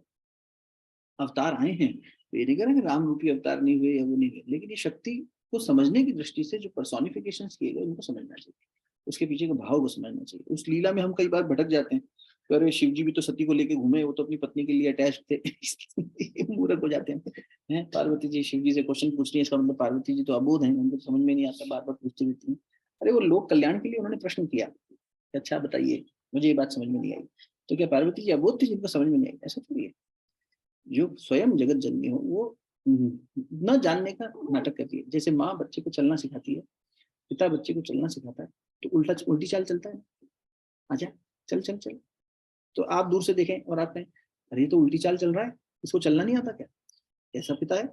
एक ऐसी माँ है जो उल्टा चलना सिखा रही है, वो बच्चे को सीधा चलना सिखा रही है, खुद उल्टा चल रही है, आचरण उल्टा दिखाई दे रहा है।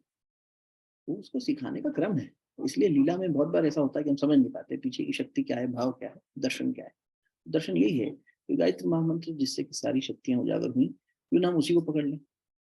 तो ये जो 3 लोक हैं, इन तीनों लोकों की शक्तियां बैलेंस हो जाए। ओम तो प्रीफिक्स है ही, मंत्र 24 अक्षर का है, जिसके अंदर 9 शब्द हैं, और 9 शब्दों को 3-3 के जोड़े में आप त्रिपदा कह सकते हैं। 3 पैरों वाली एक तिपाई जो होती है, स्टूल जैसा, 3 लेग्ड स्टूल विजुलाइज कर लो। तो क्या है 3 पैर इसके? तत्सवितुर वरेण्यम। हम उस सविता का वर्ण करते हैं। तत् माने that, not neither he nor she. वो जो तत्व है, वो जो सब्सटेंस है, वो जो कॉन्शियसनेस है, वो जो सुप्रीम है, वो जो सुपर इंटेलिजेंट है, जिससे सब कुछ गवर्न हो रहा है। हमें नहीं सोचना पड़ता कल सूरज उगेगा कि नहीं, रात को सूर्यास्त होगा कि नहीं। हमें नहीं सोचना पड़ता है कि हमारा गर्भ में बच्चा है, जन्म लेगा तो इसकी भूख कैसे शांत करेंगे। बच्चे को नहीं सोचना पड़ता कौन मुझे दूध पिलाएगी, सब व्यवस्था बना देता है। कौन? कोई सुप्रीम इंटेलिजेंट, कोई शक्ति है। उस सुप्रीम इंटेलिजेंस को हमने तत् कह दिया। संस्कृत में मतलब दैट, इंग्लिश में दैट करेंगे, तत्। उस तत्व को, उस तत्व को हम कह रहे हैं तत् सवितुर वरेण्यम। वो तत्व कैसा है? वो प्रकाशमयी, जागृत है, चैतन्य है, चिन्मयी है, मतलब एक्शन में। वो डॉर्मेंट नहीं है, वो निरंतर का काम कर रहा है। भाई ये कोई तत्व बोला। मैं हाँ, बढ़िया बढ़िया बढ़िया बढ़िया बढ़िया, शाबाश। अभी मैंने जो है म्यूट कर दिया है, आप लोग अनम्यूट नहीं कर पाएंगे, बाई चांस हो गया होगा, लेकिन प्रश्नोत्तर के समय कर लेंगे, ठीक है। तो उस तत्व को हम, जिसे हम, जो प्रकाशमयी है, जो सविता यानी जो सभी को प्रकाशित कर रहा है। नासा की एक रिसर्च के हिसाब से पूरी सृष्टि में जो अब तक पता लगा है, 2 खरब सूर्य हैं। 2 खरब सूर्य, 200 बिलियन। एक सूर्य नहीं है, एक सौर मंडल नहीं है, कितने ही हैं? हम तो इतने छोटे से हैं, डस्ट पार्टिकल जैसे पूरे यूनिवर्स में। ऐसा देखा होगा आपने कई बार। अब ऐसे में इस सूर्य को प्रकाशित कौन कर रहा है? कोई शक्ति है जो इसे भी संचालित कर रही है, इस सौर मंडल को भी नियंत्रित कर रही है। तो उसको हम सविता कह रहे हैं। सुप्रीम मोस्ट जहां भी है, शांति पाठ करते हैं तो ओम देव शांति अंतरिक्ष। वो देव, वो जो वहां है जिससे सब कुछ प्रकाशित हो रहा है। ठाकुर रामकृष्ण परमहंस ने कहा, मैंने मुसलमान बन के इस्लाम 3 दिन फॉलो किया, 5 वक्त का नमाजी रहा, बिल्कुल वही आचरण किया, मुझे वही प्रकाश मिला, वही नूर मिला। तुम नूर कह लो, हम प्रकाश कह लो, कोई दिक्कत नहीं। मैंने ईशा के बताए रास्ते पर चल के भी इबादत करके देखी, वहां भी मुझे प्रकाश ही प्रकाश मिला। सारे रास्तों से जाके मैंने देखा, मुझे प्रकाश ही प्रकाश मिला। वो सविता, वो Chaitanya. Light is a governing principle, governing force along with sound, है ना। ये 2 ही शक्तियां हैं जो संचालित कर रही है। वही लाइट गर्मी पैदा करती है तो 3 शक्तियां कहला देती हैं, प्रकाश, ऊष्मा, ध्वनि। ब्रह्मा विष्णु महेश हो जाता है। तो अब आप देखो, कोई ब्रह्मा से, फिर हम कह रहे थे शिव जी से नाद पैदा हुआ, उनके डमरू से स्वर पैदा हुए, वो पूरा साउंड एनर्जी है। तो वापस आते हैं, क्योंकि इतना विस्तृत है ये, तो कहीं से कहीं जा सकते हैं अपन। फिर अपन विषय पे आते हैं कि ये जो सविता है, उस प्रकाश को मैं वर्ण करता हूँ, करती हूँ। अच्छा, फिर ये वर्ण करके क्या होगा? वर्ण तो हमने अपने पति का भी किया था जी शादी में, फिर क्या हुआ? झगड़ा हो रहा है। नहीं, वर्ण किसका करते हैं? श्रेष्ठ का करते हैं। श्रेष्ठ का वर्ण। हर एक में दोष है, लेकिन कोई ऐसी चीज बताओ जिसमें कोई दोष ना हो, तो परमात्मा। चलो उसी का वर्ण कर लें, चाहे मैं पुरुष हूँ चाहे नारी हूँ, शरीर से जो भी हो। आत्मा की तो कोई वो जेंडर है नहीं। तो मैं इस आत्मा ये कह रही है पुकार के, कितनी सुंदर प्रार्थना है कि हम उस परम पिता जो त्रिगुणों तीनों गुणों से अलग है, परे है, दोष रहित है, उसका वर्ण करना चाहते हैं। तत्सवितुर्वरेण्यम क्या हो जाएगा जी वर्ण करके? तो दूसरा पद क्या कह रहा है? 3 शब्द, भर्गो देवस्य धीमहि, इसमें भी 9 अक्षर है। भर्गो देवस्य धीमहि, भर्ग यानी जला देना, अग्नि। अपनी तपस्या की गर्मी से, क्योंकि हमने सब प्रकाश को वर्ण किया, तो जहां अग्नि आएगी, प्रकाश आएगा, वहां तो भाई अज्ञान मिटेगा, अंधेरा मिटेगा। और क्या प्रकाशित हो जाएगा? बुद्धि देवत्व, डिविनिटी आ जाएगी। स्वामी विवेकानंद के पास चलते हैं, क्या कहते हैं? Every soul is potentially divine and the goal of life is to manifest that divinity into reality. एक ही पर्पस है जीवन का, सभी का, बाकी अलग अलग जो अपना पर्पस बनाना बना लो, लेकिन ये है कि तुम्हारी पास वो दिव्य शक्तियां हैं पोटेंशियल फॉर्म में। Energy can never be created nor be destroyed, it can only be transformed और converted from one form to another. Potential से काइनेटिक, तुम्हारे पास वो देवत्व बीज रूप में है। कुछ हद तक कुछ विकसित हुई हैं बातें, कुछ नहीं हुई है, और विकसित करनी है। यही तो मूल्यांकन करना है, क्या विकसित नहीं हुआ। प्रेम विकसित हो गया क्या जीवन में? करुणा विकसित हो गई क्या जीवन में? ईर्ष्या से पीछा छूट गया क्या? लोभ से पीछा छूट गया क्या? राग से पीछा छूट गया क्या? नहीं। इसका मतलब कुछ शक्तियां हैं जिनको जागृत करना है। जब हम अश्विन नवरात्र करते हैं, तब माता के अलग अलग स्वरूपों के रूप में भी यही बात करते हैं।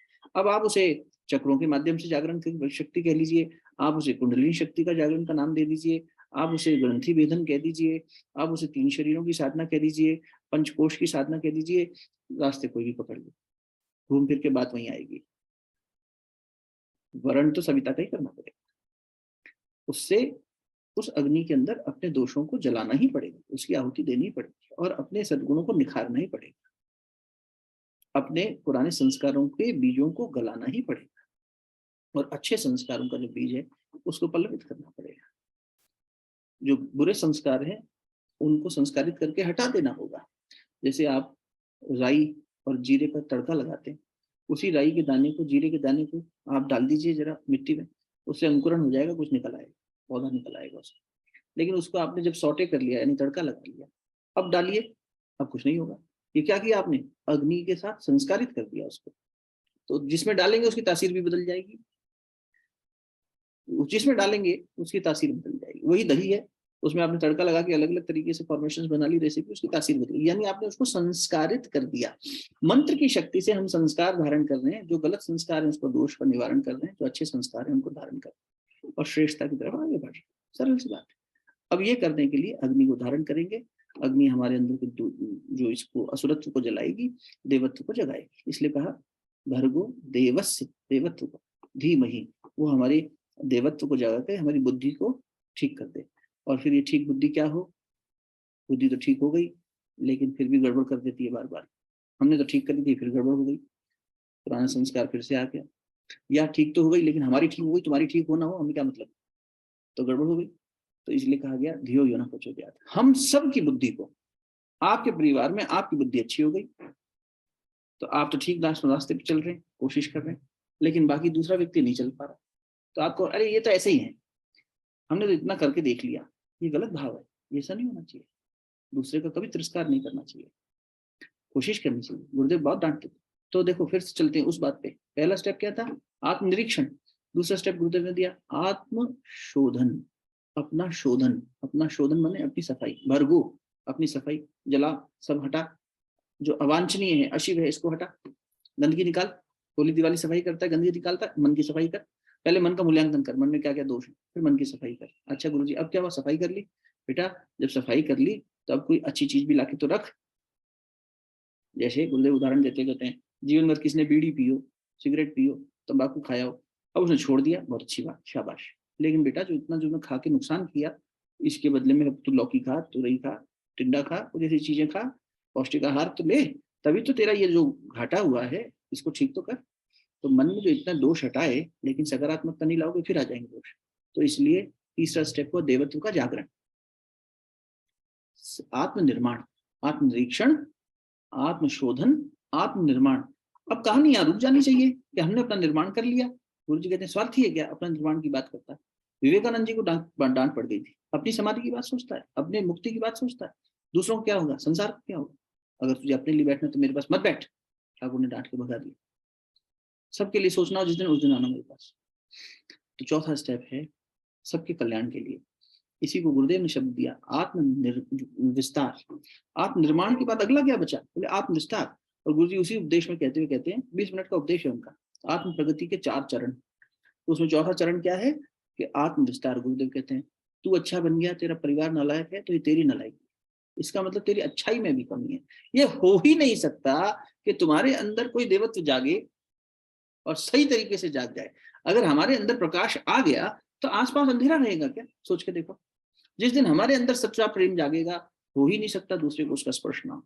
यानी अभी हमारी साधना में ही कमी है। जिस दिन हमारे अंदर करुणा आएगी, कंपैशन आएगा, जिस दिन हमें क्षमा करना आ जाएगा, क्षमा का भाव नहीं है लोगों में, जिस दिन हम में ग्रेटिट्यूड आ जाएगा, कृतज्ञता नहीं है लोगों में, मूल्यांकन करिए अपना। अगर हम दोष देख रहे हैं इसका मतलब कृतज्ञता है ही नहीं। अगर हम भगवान के न्याय में ही प्रश्न उठा रहे हैं इसका मतलब कृतज्ञता है ही नहीं। अगर हमारी चिंता हो रही है इसका मतलब हमारी श्रद्धा कमजोर है। चिंता है इसका मतलब विश्वास नहीं है भगवान के ऊपर, कमजोर पड़ रहा है गुरु के ऊपर। चिंता हो रही है, अरे गुरु जी हमें चिंता हो रही है। बेटा जब तुम मैं तेरी गाड़ी चला रहा हूँ तो चिंता क्यों कर रही है? नहीं गुरु जी हमें चिंता होती है, तो निष्ठा में कमी है।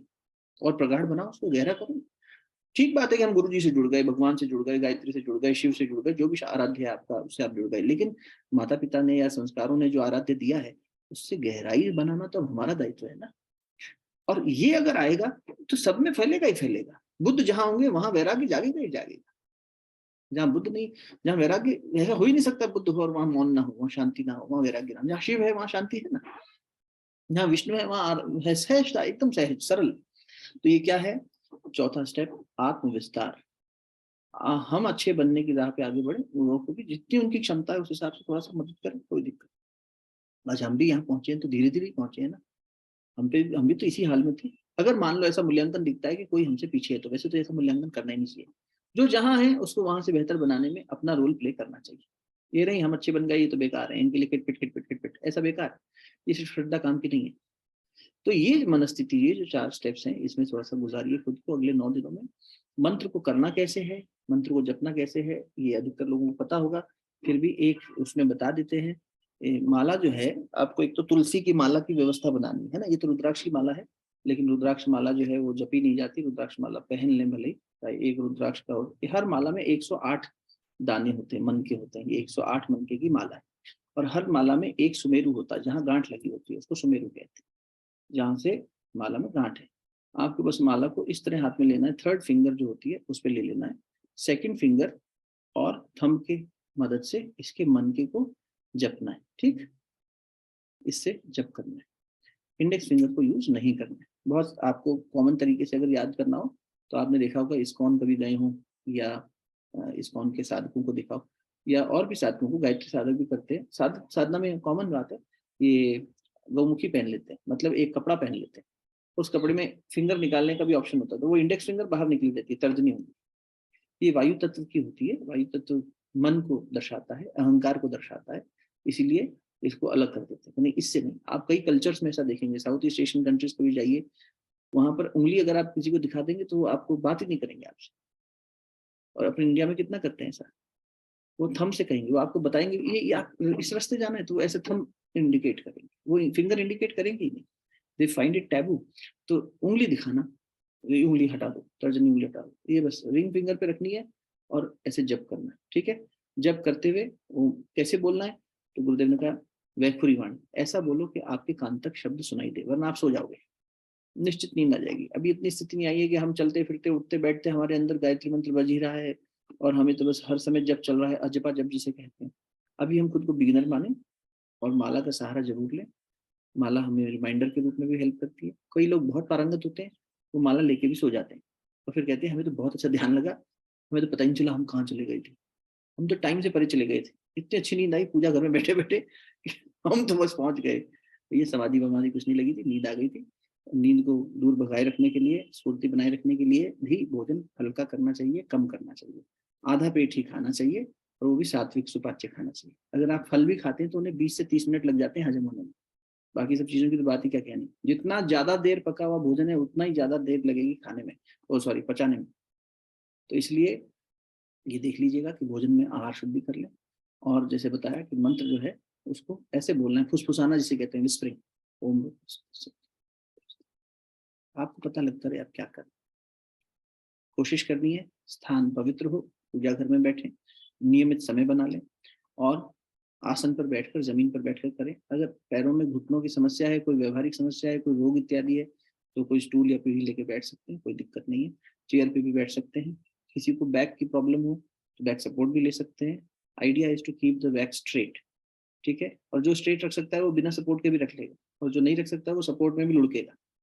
इसलिए सजगता लानी जरूरी है। कमर को बहुत तन के रखेंगे तो थक जाएगी, इसलिए कमर को कंफर्टेबली स्ट्रेट रखना चाहिए, बहुत ज्यादा भी नहीं और बहुत ज्यादा शोल्डर्स को ऐसा कुब्बड़ बना के भी नहीं बैठना, ठीक है। तो सहज भाव से बैठना है, आंख बंद करके मंत्र करना है। जब आपकी माला घूम के वापस इसी स्थान पे आ जाए, सुमेरु पे आ जाए, तब माला को पलट लेना है और फिर से मंत्र जप शुरू कर देना है। कितनी माला जपे महाराज, हमारे को भगवान कब मिलेगा, हमारा वांछनीय फल कब मिलेगा, तो ये आप अपनी क्षमता पर तय करिए। आपके पास घर की जिम्मेदारी और बाकी जिम्मेदारियां कितनी हैं, लेकिन याद रखिए जैसे हमारी सांसारिक जिम्मेदारी है ना, वैसे हमारी इसके प्रति भी जिम्मेदारी। इसके प्रति जिम्मेदार कौन है, वो जिम्मेदारी फिर कोई निभा लेगा, ये कोई नहीं निभाएगा आपके हिस्से की। ये आपको अपने हिस्से की निभानी है, उनको अपने हिस्से की निभानी है। इसलिए कोशिश करिए कि आत्मा के प्रति हमारी जो जिम्मेदारी है वो हम जरूर फॉलो करें अपने प्रति, है ना, वो उसका भी पालन करें, निर्वहन करें। तो उसके लिए कितना समय आप निकाल सकते हैं, आपकी शारीरिक अवस्था, आपकी मानसिक अवस्था, आपकी पारिवारिक अवस्था, कितना आपको फिगर आउट करना होगा, यही फिगर आउट करना शुरू करिए और समय निकालना है। अगर रुचि है, बैठे हो अभी, इसका मतलब रुचि है, तो फिर समय तो निकालना तो इसी में से पड़ेगा, 24 घंटे में से। प्राइम मिनिस्टर के पास भी उतना ही टाइम है, वो भी अपने हिस्से का काम कर रहे हैं और बहुत सारा कर रहे हैं। आप किसी कंपनी के मालिक हैं तो भी आपको करना है, आप गृहिणी हैं तो भी करना है, हम बच्चे हैं, कुछ काम नहीं है हमारे पास तो भी हमें करना है। जिसके पास जितनी जिम्मेदारी हो, लेकिन करना तो 24 घंटे मिले, इससे ज्यादा कम किसी को नहीं मिले। परमात्मा ने अन्याय नहीं किया कि हमारे ऊपर बोझा डाल दिया, हमें जिम्मेदार थे, कंधे मजबूत थे इसलिए जिम्मेदारी दी। ये थोड़ी कि हाय भगवान तुम्हें हमें मिले थे पीसने के लिए। अरे भैया, जो व्यक्ति जिम्मेदार होता है उसी को जिम्मेदारी देते हैं। तो इसी में से समय निकालो, भगवान खुद व्यवस्था बनाते हैं, हमारा तो बस संकल्प होता है, पूरा तो गुरु ही करता है। आप गुरु को समर्पण भाव से प्रार्थना करो, भगवान को, अपने इष्ट को प्रार्थना करो कि हम गायत्री महामंत्र को आधार बना के ये करना चाह रहे हैं। यदि आप 0 माला करते हैं, आपका निरंतर माला डेली करने का अभ्यास नहीं है, तो मेरी विनम्र प्रार्थना है 5 माला अवश्य करें। नहीं जी 5 बहुत ज्यादा है, 3 से नीचे तो बात ही नहीं। 3 तो गुरुदेव कहते थे रोज की डस्टिंग की तरह, इसे अनुष्ठान नहीं कहते। अनुष्ठान के लिए 30 माला प्रतिदिन करनी है, 8 दिन तक। 9वें दिन तो उद्यापन हो जाएगा, समापन हो जाएगा, इसलिए 8 दिन में 30 माला करनी है। 30 माला प्रतिदिन के हिसाब से 240 माला करनी है। अगर ये क्षमता नहीं है, पहली बार अनुष्ठान कोई कर रहे हो, 3 माला तो रोजमर्रा के जीवन में भी किया करो, एक अपने लिए, एक परिवार के लिए, एक समाज के लिए।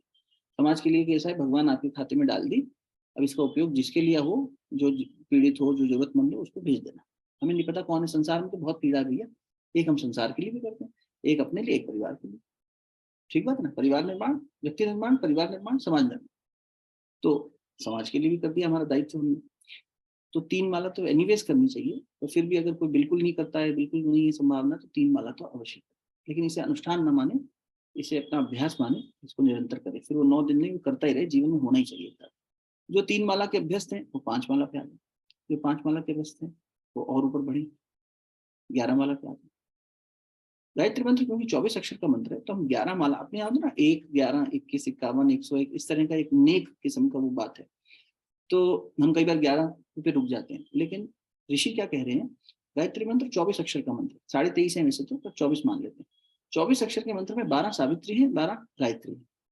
मतलब सावित्री और गायत्री को समझ लो। आपने सत्यवान सावित्री की कहानी सुनी होगी कि सत्यवान नाम का एक लड़का था, सावित्री नाम की एक लड़की थी, उसने उसका वर्ण किया, फिर सत्यवान मर गया, फिर सावित्री ने यम लोक से उसको वापस ले आई, जीवित करा के। ये सत्यनारायण कथा, भगवान की कथा में हम लोग सुनते आए, हमारी माँ करती थी, हम समझ में नहीं आती थी, हम सुन लेते थे बस कहानी। और उस कहानी का देखो वही है भाव कि जिस व्यक्ति में सत्यनिष्ठ होगा, जो व्यक्ति, सावित्री वर्ण किसका करेगी, जो सत्यनिष्ठ होगा। ये इसलिए पवित्रता के साथ, सत्यता के साथ अपना अन्वेषण करना, अपना मूल्यांकन करना, अपना एनालिसिस में बेईमानी मत करना। गुरुजी हमें ये कमी है, ये दोष है, अब बताओ करना क्या है, इस आधार पर करते हैं, ठीक करने में आप मदद करना। बस अपनी भूल स्वीकारने में क्या दिक्कत है। माता जी कहती है भूल सुधार मनुष्य का सबसे बड़ा विवेक है। अपनी भूल समझो और उसको सुधारो। तो 2-4 मिनट में बात पूरी करते हैं, फिर प्रश्न उत्तरों में तो ले लेंगे कि आप ये सुनिश्चित करें आत्मूल्यांकन करके, और 3 माला अगर कर रहे हैं तो 5 पे आ जाए, 5 हैं तो 12 पे आ जाए, 11 पे ना रुकें, क्योंकि 12 सावित्री के अक्षर है, 12 गायत्री के, तो 12 कर लीजिए, 12 माला। और जो 12 से आगे बढ़ सके वो 24 माला पे आ जाए। तो 24 माला को 30 क्यों कर दिया अचानक? क्योंकि अनुष्ठान की अवधि 9 ही दिन की है। अगर आप 9वें दिन सुबह उठ के अनुष्ठान करना चाहें, क्योंकि 9वें दिन बहुत बार ये होता है कि उद्यापन में हम कन्या पूजन करते हैं, भगवान पूजन करते हैं, हमारी व्यस्तता ज्यादा हो जाती है, इसलिए समझदारी ये कहती है कि 8 दिन में पूरा करिए। जिस मंत्र में जितने अक्षर होते हैं उतनी 1000 बार उसका जप करना चाहिए। तो ये 24 अक्षर का मंत्र है, तो 24,000 बार जप करना है। हिसाब की दृष्टि से हमने 108 से डिवाइड ना करके 100 से डिवाइड कर दिया। तो 24,000 को 100 से डिवाइड किया तो 240 माला कर ली। कितने दिन में करनी है? 8 दिन में करनी है। 9वें दिन तो पूर्ण होती है। कुछ लोग आप में से होंगे जो अष्टमी पूजन करते होंगे, परिवार में ऐसा वो चल रहा होगा प्रचलन, तो आप अष्टमी पूजन होने दीजिए, कोई दिक्कत नहीं है। अपनी माला फिर आप थोड़ा सा या तो पहले पूरी करिए अगर आप इतनी सारी कर रहे हैं तो। अनुष्ठान का मतलब, और ये भी लघु अनुष्ठान है, मतलब सबसे छोटा फॉर्मेट अनुष्ठान का यही होता है। तो जब आप 30 माला के आसपास प्रतिदिन 27 माला या 30 माला, जितने दिन का आप अनुष्ठान ले रहे हैं उस हिसाब से, मान लो कोई 9वें दिन सुबह उठ के भी करना चाहे तो फिर वो 27 माला भी कर सकता है। उद्देश्य ये है कि अनुष्ठान का क्वालिफिकेशन ये है 24,000 टाइम्स चैंटिंग ऑफ द मंत्र, 240 माला मंत्र की करके। ठीक है, तो ये मोटा मोटा बात हुई। मंत्र को करने का तरीका थोड़ा सा समझ में आ गया, कितना करना है ये समझ में आ गया। उसको करने से पहले वाणी की शुद्धता, मन की एकाग्रता ये मदद करती है। अगर आपके लिए संभव हो, आप लोग अधिकतर लोग जुड़े हुए हो, त्राटक के बारे में कई बार बता चुका हूँ, दीपक जला के त्राटक करेंगे तो मन की एकाग्रता आएगी। गुरुदेव ने लिखा है साधना को सफल बनाने के लिए 4 चीजें बहुत जरूरी है। एक, शब्द शक्ति, क्योंकि शब्द से उच्चारण करोगे, वैपुरी वाणी से उच्चारण करोगे, यानी शब्द में पवित्रता जो भोजन से आएगी, आहार से आएगी, सब चीजों से आएगी, मौन से आएगी। दूसरा, मन की एकाग्रता, मन फोकस होना चाहिए। तो त्राटक आपको मदद करेगा मन को फोकस करने। वैसे तो त्राटक उच्च स्तरीय साधना है, बहुत सारी और मदद कर देता है, लेकिन एकाग्रता, कंसंट्रेशन बहुत जल्दी ले आएगा। तो आप अगर आज से भी शुरू करेंगे तो 3-4 दिन में आपकी कंसंट्रेशन इंप्रूव हो जाएगी। तो ये तो संसारिक दृष्टि से भी अच्छा है ना, हमारी कंसंट्रेशन अच्छी हो। तीसरा, चरित्र की शुद्धता, चरित्र अच्छा होना चाहिए, चरित्र शुद्ध होना चाहिए। तो उसके लिए शुद्ध होने का मतलब क्या हुआ? हम तो अशुद्ध हैं, हम तो फिर नहीं कर सकते, हमारी साधना फलित नहीं होगी। नहीं बेटा, शुद्धता का मतलब ये है तुम अपनी अशुद्धि को स्वीकारो, यही शुद्धता है, और फिर उस पर काम करना शुरू करो। दोष किसमें नहीं है? इस संसार में कोई है ही नहीं। राम जी ने लक्ष्मण जी, भरत जी को एक्सप्लेन किया है। भरत जी जब बुलाने गए हैं वापस चलो के, हे उन्होंने कहा संतों के और असंतों के मुझे वो बताइए गुण। तो असंत यानी जिनमें दोष दोष बताना। तो राम जी ने ये गुण और दोष दोनों के बताए, और फिर कहा कि बेटा देखना नहीं चाहिए किसी के दोष को, लेकिन फिर भी समझने की दृष्टि से तुझे बताओ। संसार में कोई ऐसा है ही नहीं जिसमें दोष ना हो। भगवान भी आए तो लोगों ने उसमें भी दोष निकाल दिया ना। तो दोष वो तो निकालने वाली बात हो गई। भगवान को अगर अपवाद मान लें, बाकी संसार में हर चीज जो प्रकृति के अधीन है, तो भगवान क्योंकि प्रकृति के अधीन खुद को बांध लेते हैं, इसीलिए उनमें वो दोष दिखाई देते हैं। अगर वो चाहें तो उससे परे जा सकते हैं। तो अब फिर आ जाते हैं इसी बात में। तीसरी चीज क्या है? चरित्र की शुद्धता, यानी अपने दोषों को स्वीकारना और उन्हें दूर करने का प्रयास करना। तो मन की एकाग्रता आ गई, वाणी की शुद्धता आ गई, चरित्र की ये आ गई श्रेष्ठता, और चौथा तो उन्होंने कहा बहुत ही जरूरी है बेटा, ये 3 में तो फिर भी कमी चल जाएगी। चलो वाणी शुद्ध नहीं हुई, चरित्र में दोष है, मन इतना एकाग्र नहीं हुआ, लेकिन चौथा नहीं हुआ तो मामला सब गड़बड़ा जाएगा। वो क्या है? बोले अटूट श्रद्धा। सिर्फ श्रद्धा नहीं बोले, अटूट श्रद्धा। बिना टूटी श्रद्धा जो होती है, सजल श्रद्धा, जल पे लाठी मारो जल नहीं टूटता, ये श्रद्धा के बिना तो मिलेगा नहीं। भगवान कृष्ण ने भी कह दिया श्रद्धावान लभते ज्ञानम। तो जो साधना जिस भी उद्देश्य को लेकर आप बैठेंगे, चाहे परिवार कल्याण के लिए, चाहे आत्म कल्याण के लिए, और चाहे संसार के लिए, और चाहे भगवान के लिए कि भगवान आप इस संसार के लिए इतना सब करते हो, हम आपके लिए कुछ करना चाहते हैं, ये भी एक भाव हो सकता है कि हम अपने लिए कुछ मांगने नहीं बैठे, हम ये अनुष्ठान आपको समर्पित कर रहे हैं। क्या हम आपके कुछ काम आ सकते हैं? Can I be your associate? क्या मैं आपका इंस्ट्रूमेंट बन सकता हूँ?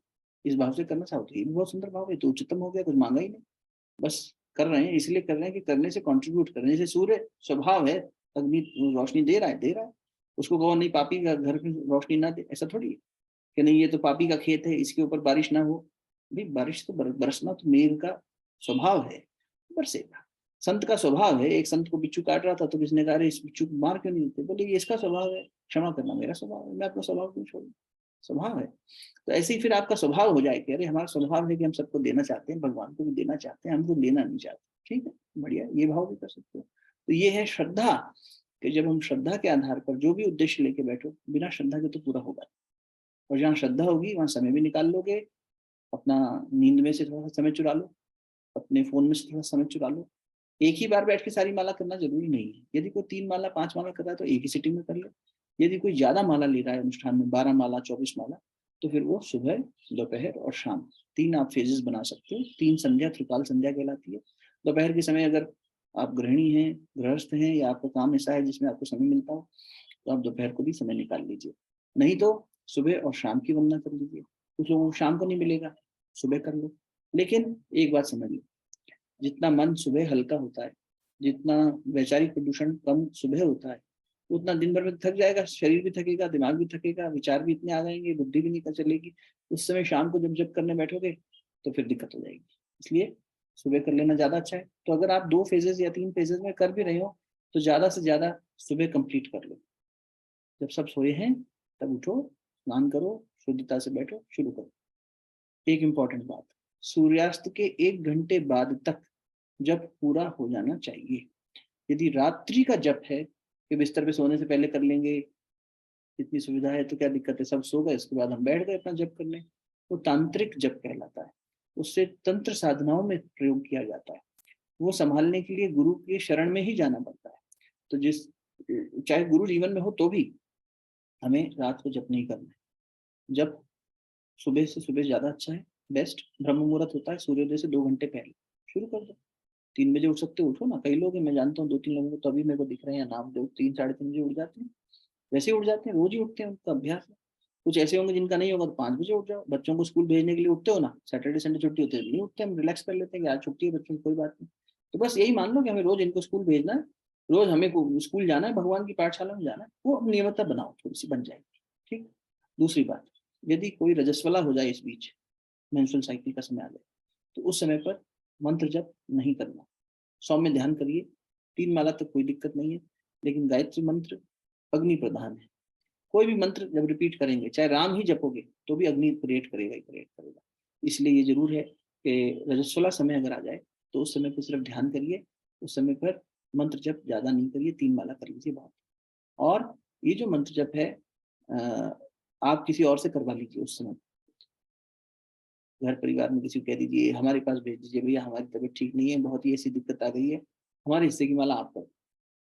और फिर उस व्यक्ति को ये कि भाई जब हम ठीक हो जाएंगे, ये फेज पूरी हो जाएगी, तब हम आप माला दोबारा करके आपके लिए कर देंगे। इतना लेन देन, इसे आपत्तिकाल धर्म कहते हैं। ये मजाक नहीं है, कोई सोचा रहे ये कौन सा मजाक है, ये आपत्तिकालीन धर्म है। जब आपत्ति की स्थिति आ गई तब ऐसा कर लेना ठीक है। लेकिन जब हम वास्तव में सही तरीके से स्वस्थ हैं, मनोबल ठीक है, तब खुद ही करना चाहिए, तब अपनी जिम्मेदारी खुद उठानी चाहिए। ठीक है ना। ऐसा नहीं हो सकता कि हमें कसरत कर सेहत बनानी और हम आपसे कहें कि आप कसरत कर लो बहन जी हमारी तरफ से, अभिषेक भैया तुम कर लेना, हम ठीक हो जाएंगे। ऐसा नहीं हो सकता। दवाई तुम खा लेना कड़वी, हम ठीक ठीक हम हो जाए, नहीं हो सकता। खुद ही करना पड़ेगा। हाँ, कभी स्थिति ही बिल्कुल ऐसी गड़बड़ आ जाए तो आपत्ति काल में ऐसा किया जा सकता है कि थोड़ा बहुत लेन देन किसी विश्वसनीय गुरु बहन गुरु भाई से कह सकते हैं और उनसे करवा सकते हैं। यदि परिवार में किसी का इस तरह रुझान हो तो उनसे भी कह सकते हैं कि आज हमारे इससे कि आप गायत्री मंत्र माला जप देंगे, 10 माला करनी है, 5 माला करनी है, आप कर दीजिए। ठीक है।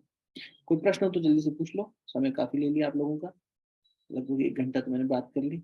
अब आप लोग बताइए, कुछ प्रश्न हो तो जिज्ञासा समाधान कर लो। अब आप अनम्यूट कर सकते हैं।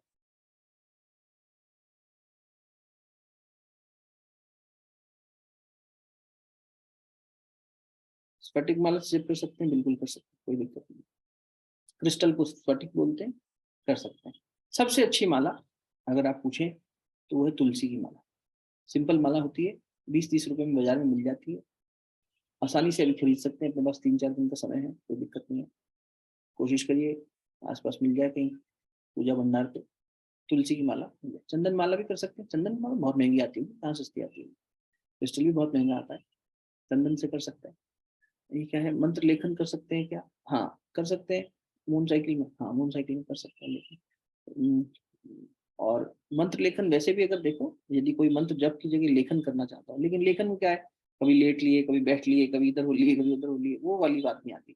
इसलिए लेखन के लिए भी स्थान शुद्ध हो, स्थिरता से हो और अच्छे से हो, साफ साफ हैंडराइटिंग में हो, घास नहीं काटनी, फटाफट फटाफट मंत्र लिख दिया।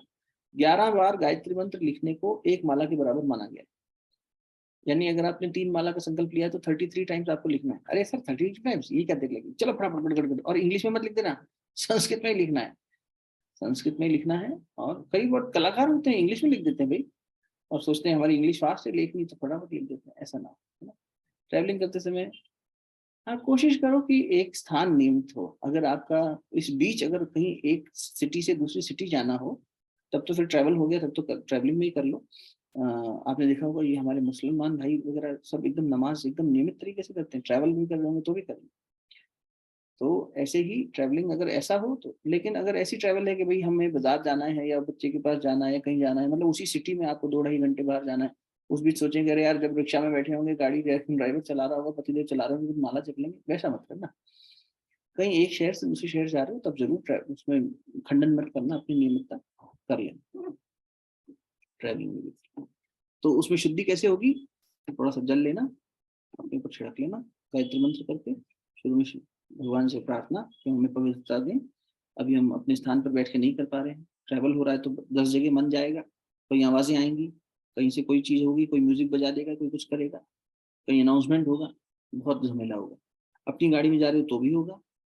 तो इसे में हमारा मन ज्यादा स्थिर रह पाए, भगवान से प्रार्थना तो इतनी कर ही लेना, तो शुरू कर दो। और कोई प्रश्न?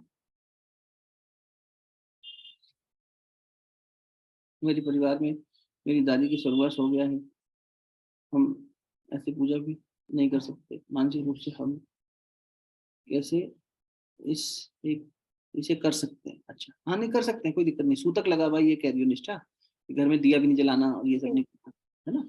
लेकिन वो मंत्र अपना मन ही मन जपो, अपना शांत होकर बैठ जाओ एक स्थान पर। और आदमी इतना ज्यादा सांसारिक हो गया है कि मृत्यु होने पर भी यही सोचता है कि बने क्या, खाएं क्या, कौन कहाँ सोएगा, किसको पंखे की हवा मिलेगी, किसको एसी मिलेगा, कौन कहाँ, इसी में लगा रहता है। कब जाएं, जाने वाला आने वाला भी कहता है अरे भैया हो जाए 4 दिन, चौथा हो गया, ये हो गया, वो हो गया। भाव शुद्धि नहीं है। गरुड़ पुराण तो करा रहे हैं, सब कुछ करा रहे हैं, लेकिन भाव शुद्ध नहीं हो रहा। इसलिए जरूर करो गायत्री मंत्र का जब तो होना ही चाहिए, मृत्यु के समय भी होना चाहिए, जीवन के जन्म के समय भी होना चाहिए। तो गायत्री मंत्र का जप करो, मानसिक रूप से करो, कोई दिक्कत नहीं है। अगर घर में ऐतराज हो किसी को मत बताओ, अपना शांत होकर बैठ जाओ, चलते फिरते मन ही मन जपते रहो। कोशिश करो अपने मन को, अपने वाणी को, अपने विचारों को इधर उधर जाने की बजाय, जो जिसने कुछ कह दिया कि हाँ भाई ये बनाना है, ये करना है, करना है, जो भी सहयोग इस समय पे ऐसा होता है ना कि हर सारी जिम्मेदारी इंटरचेंजेबली सब लोग करते हैं मिलजुल के, तो वो निर्वाण करते रहो अपना मन ही मन। किसी ने बात करी बीच में, हाँ जी वो थोड़ी सी जवाब दे दिया, जहाँ आवश्यक है उतनी बात कर ली, वरना अपना मन ही मन जप करते, ठीक है। अगर कई बार ऐसा होता है कि रूढ़िवादिता के चलते घर परिवार वाले अरे तुमने कहाँ सुन लिया कि जब कर सकते हैं, तो इस बारे में आपत्ति उठाए, गायत्री मंत्र का जप करना ही चाहिए। और इसी भाव से करना कि जिनका स्वर्गवास हुआ है दादी जी का, दादी जी अपनी यात्रा, हम आपको ये गिफ्ट कर रहे हैं, हमारा ये अनुष्ठान, ये मंत्र, ये शक्ति हम आपको गिफ्ट कर रहे हैं। आपसे हमने बहुत कुछ सीखा, आपके श्रेष्ठ गुण हमारे में आए, हम आपकी इस विरासत को आगे बढ़ा सकते, सदगुणों की विरासत। इस भाव से दादी माँ को याद करते हुए करो, बड़ा मजा आएगा। रजस्वला बीच में आ जाए तो वही तो बताया। तो जैसे मान लीजिए तीसरे दिन कोई रजस्वला हो गया और उसने जो अनुष्ठान की संख्या ली थी, और वो अगले 3 दिन नहीं कर पाएगा। रजस्वला का मतलब है जब ब्लीडिंग शुरू हो और जब ब्लीडिंग स्टॉप हो, उससे पहले के प्री मेंस्ट्रुअल फेज को रजस्वला नहीं कहेंगे, उसमें आप जब करिए। लेकिन जब ये हो कि इनिशिएट हो गया प्रोसेस और साइकिल में हम प्रवेश कर गए हैं, और फिर साइकिल जब एंड हो, तो किसी को 3 दिन, किसी को 4 दिन, किसी को 2-2.5 दिन लग जाते हैं, तो फिर उतने दिन तो आपको रुकना पड़ेगा। उस समय फिर आप किसी और को लें, लेकिन जो उनको वापसी देनी है, ये नहीं कि फिर आप जो है नवरात्र खत्म हो गए, अब 6 महीने बीत गए, साल भर बीत गया, या 1 महीना बीत गया, 10 दिन बीत गए, हमारा तो शुरू ही नहीं हुआ। जैसे ही आप 5 फेज से बाहर आए, आप वहीं से आगे बढ़ा लें।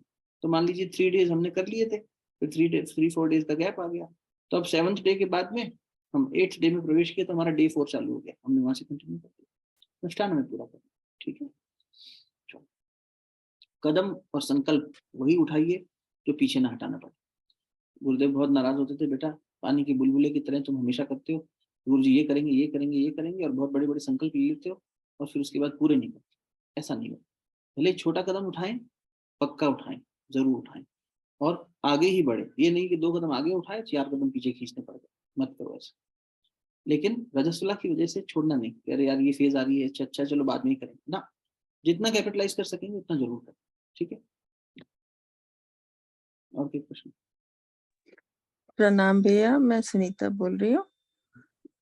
प्रणाम भैया, एक चीज पूछनी थी, जब हम बैठते हैं तो ध्यान में जैसे माला कर रहे होते हैं, तो जी उस समय ध्यान किसका करें, किसके दिमाग में? सूर्य का सॉरी, प्रकाश, मैं थोड़ा लेट ज्वाइन करी हूँ, तो कोई बात नहीं, पहले कोई आप बात नहीं, बता आइए। दिया तो। लेकिन ये है कि सूर्य का प्रकाश ले लें, या तो गायत्री का अधिष्ठाता सूर्य है, या गुरु का ध्यान कर ले, और नहीं तो गायत्री माता की तस्वीर देखो, जिस भी आराध्य को लेके बैठे हैं उस इष्ट को देख लो, उनके स्वरूप को देख लो, उनके स्वरूप का चिंतन करो, मंत्र चलने दो।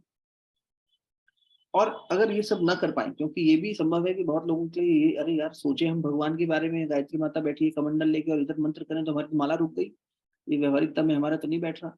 मूल रूप से तो आप मंत्र पर ही ध्यान करिए, और इसीलिए उसको वैखरी वाणी से बोलने को कहा गया है।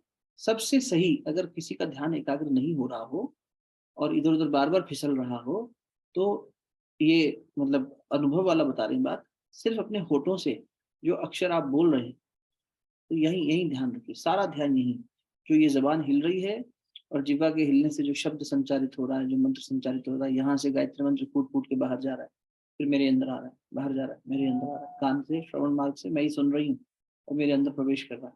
बस ये साइकिल चल रही है, और कहीं ध्यान भेजो ही मत, इसी को देखते रहो। मंत्र की इसको स्थूल में देखने की कोशिश करो, ये शब्द नहीं निकला, इस शब्द की बनावट भी निकली साथ साथ, जो मैंने अभी बोला बोला बोला ये निकल रहा है। तो आप तो एक चीज रिपीट करेंगे जब बार बार, तो उस अक्षर के साथ में अपने मन को लगा दीजिए, सबसे सही यही है। सही लय क्या है गायत्री मंत्र की? जो अच्छी लगे, हल्का, जो अच्छी लगे, सुपर फास्ट भी नहीं भगानी गाड़ी, बहुत धीरे धीरे की भी आवश्यकता नहीं है। एक माला करने में एवरेज 5 से 7 मिनट का समय लग जाता है।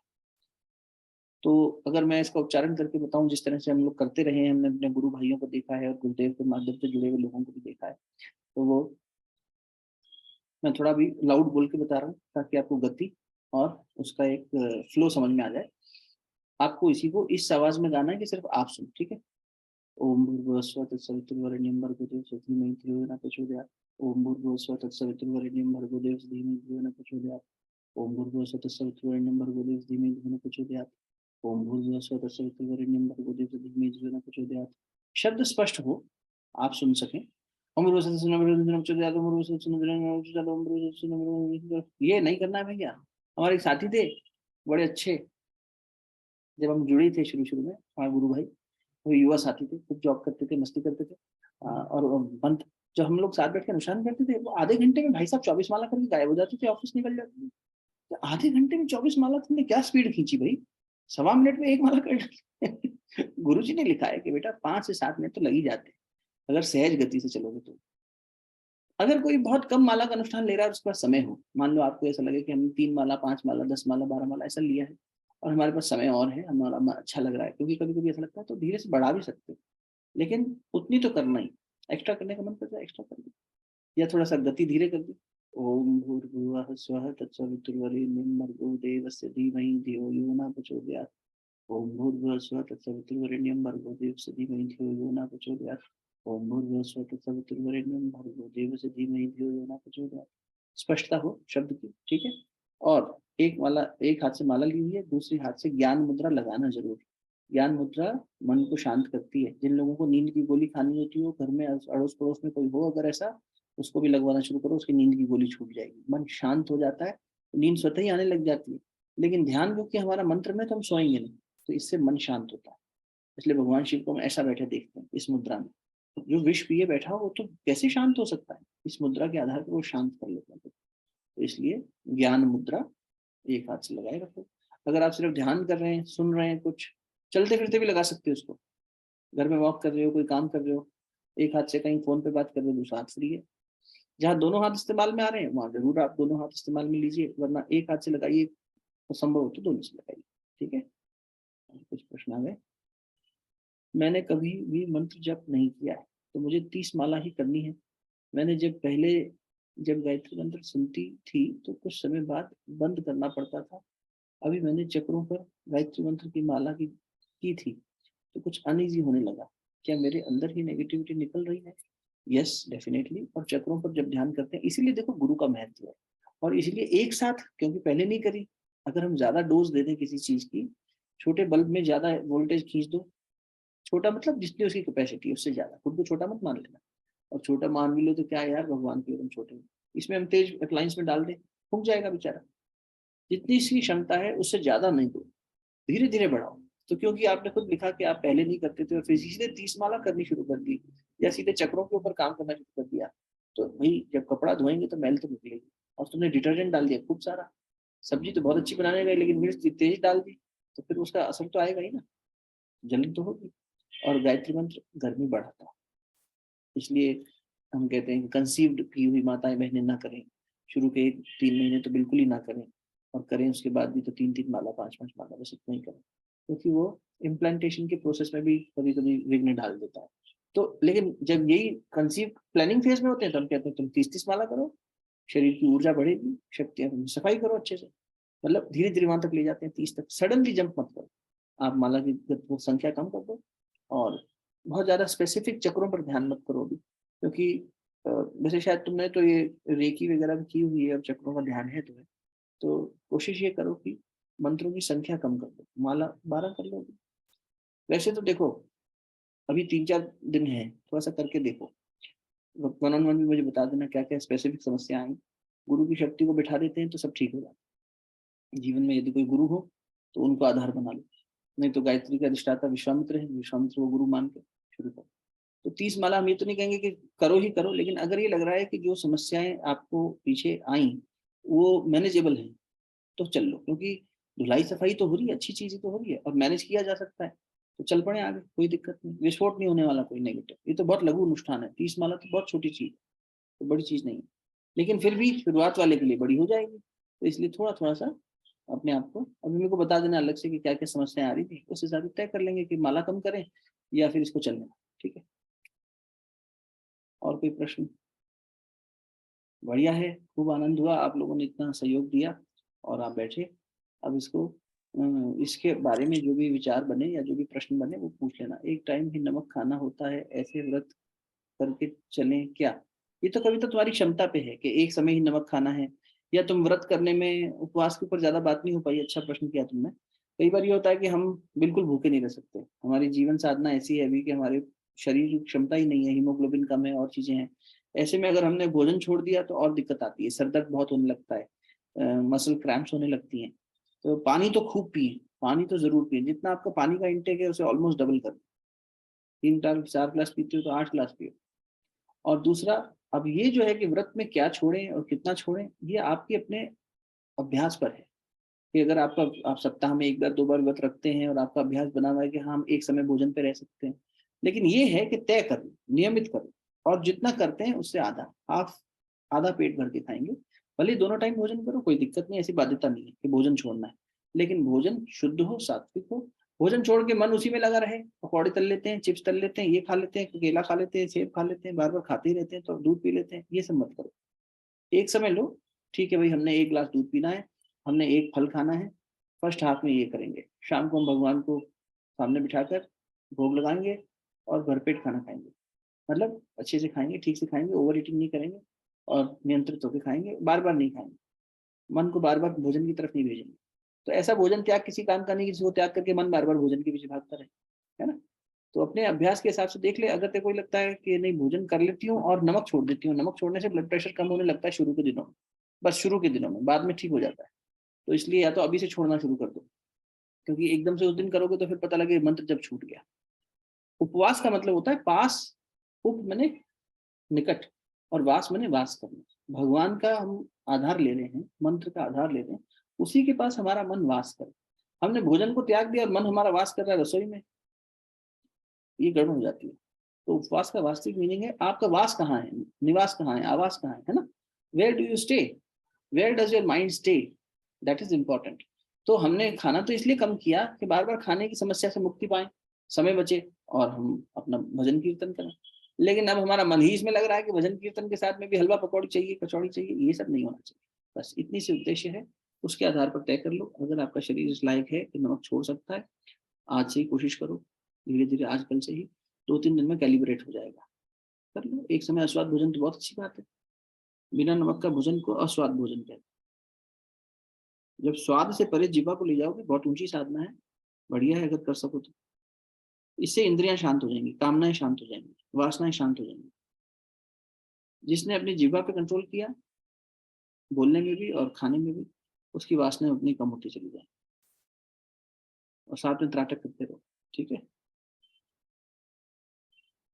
चलें, शांति पाठ करें, और कोई प्रश्न हो तो भेज देना, व्हाट्सएप कर देना, अपन संपर्क कर लेंगे, कोई दिक्कत। चलो भगवान को प्रणाम करते हुए शरीर स्थिर कर लो, भावना करो शांति पाठ के माध्यम से आपके जीवन में, परिवार के सभी सदस्यों के जीवन में शांति आ रही है, सुख आ रहा है। वास्तविक आत्मिक आनंद जिसे कहते हैं, संतोष से जो सुख पैदा होता है, जो शांति पैदा होती है, उस सुख शांति का वर्णन करो। नेत्र बंद करके बैठे।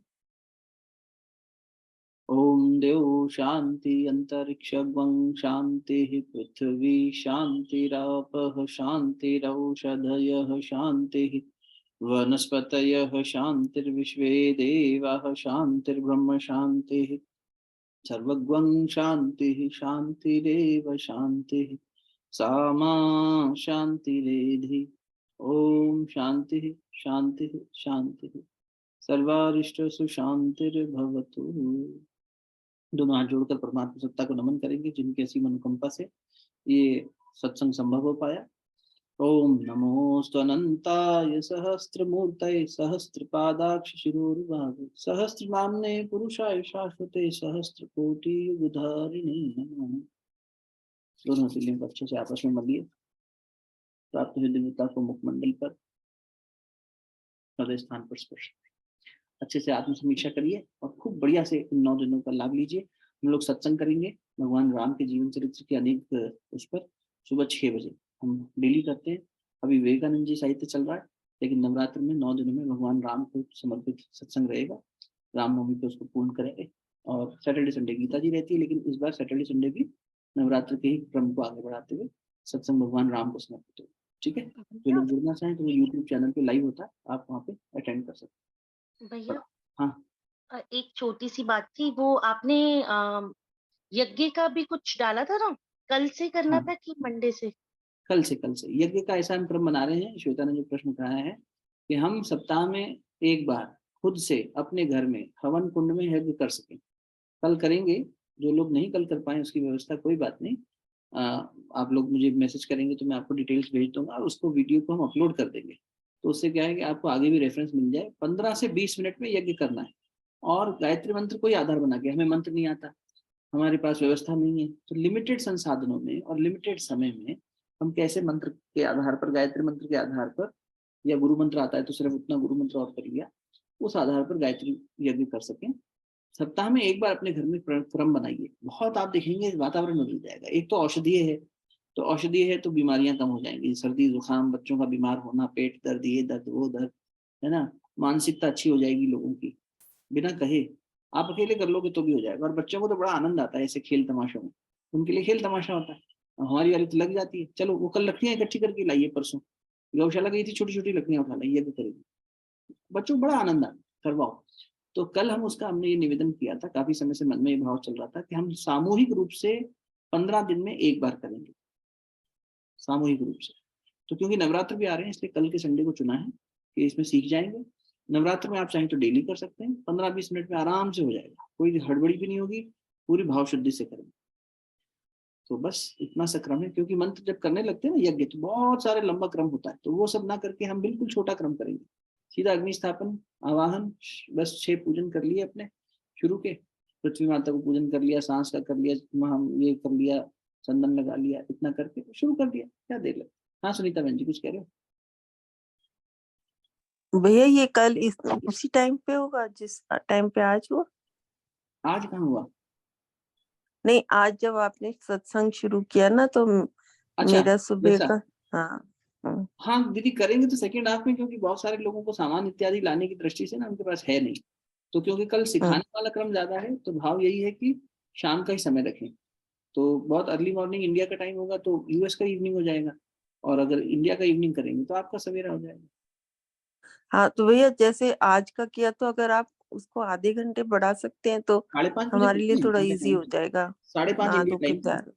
ठीक है दीदी, 5:30 रख लें। ठीक है दीदी, मैं विचार कर लेता हूँ, बता देता थैंक यू, हूँ। प्रणाम। थैंक यू हाँ, भैया। चलो सबको बहुत बहुत राम राम, बहुत बहुत शुभकामनाएं, जीवन सुखद हो।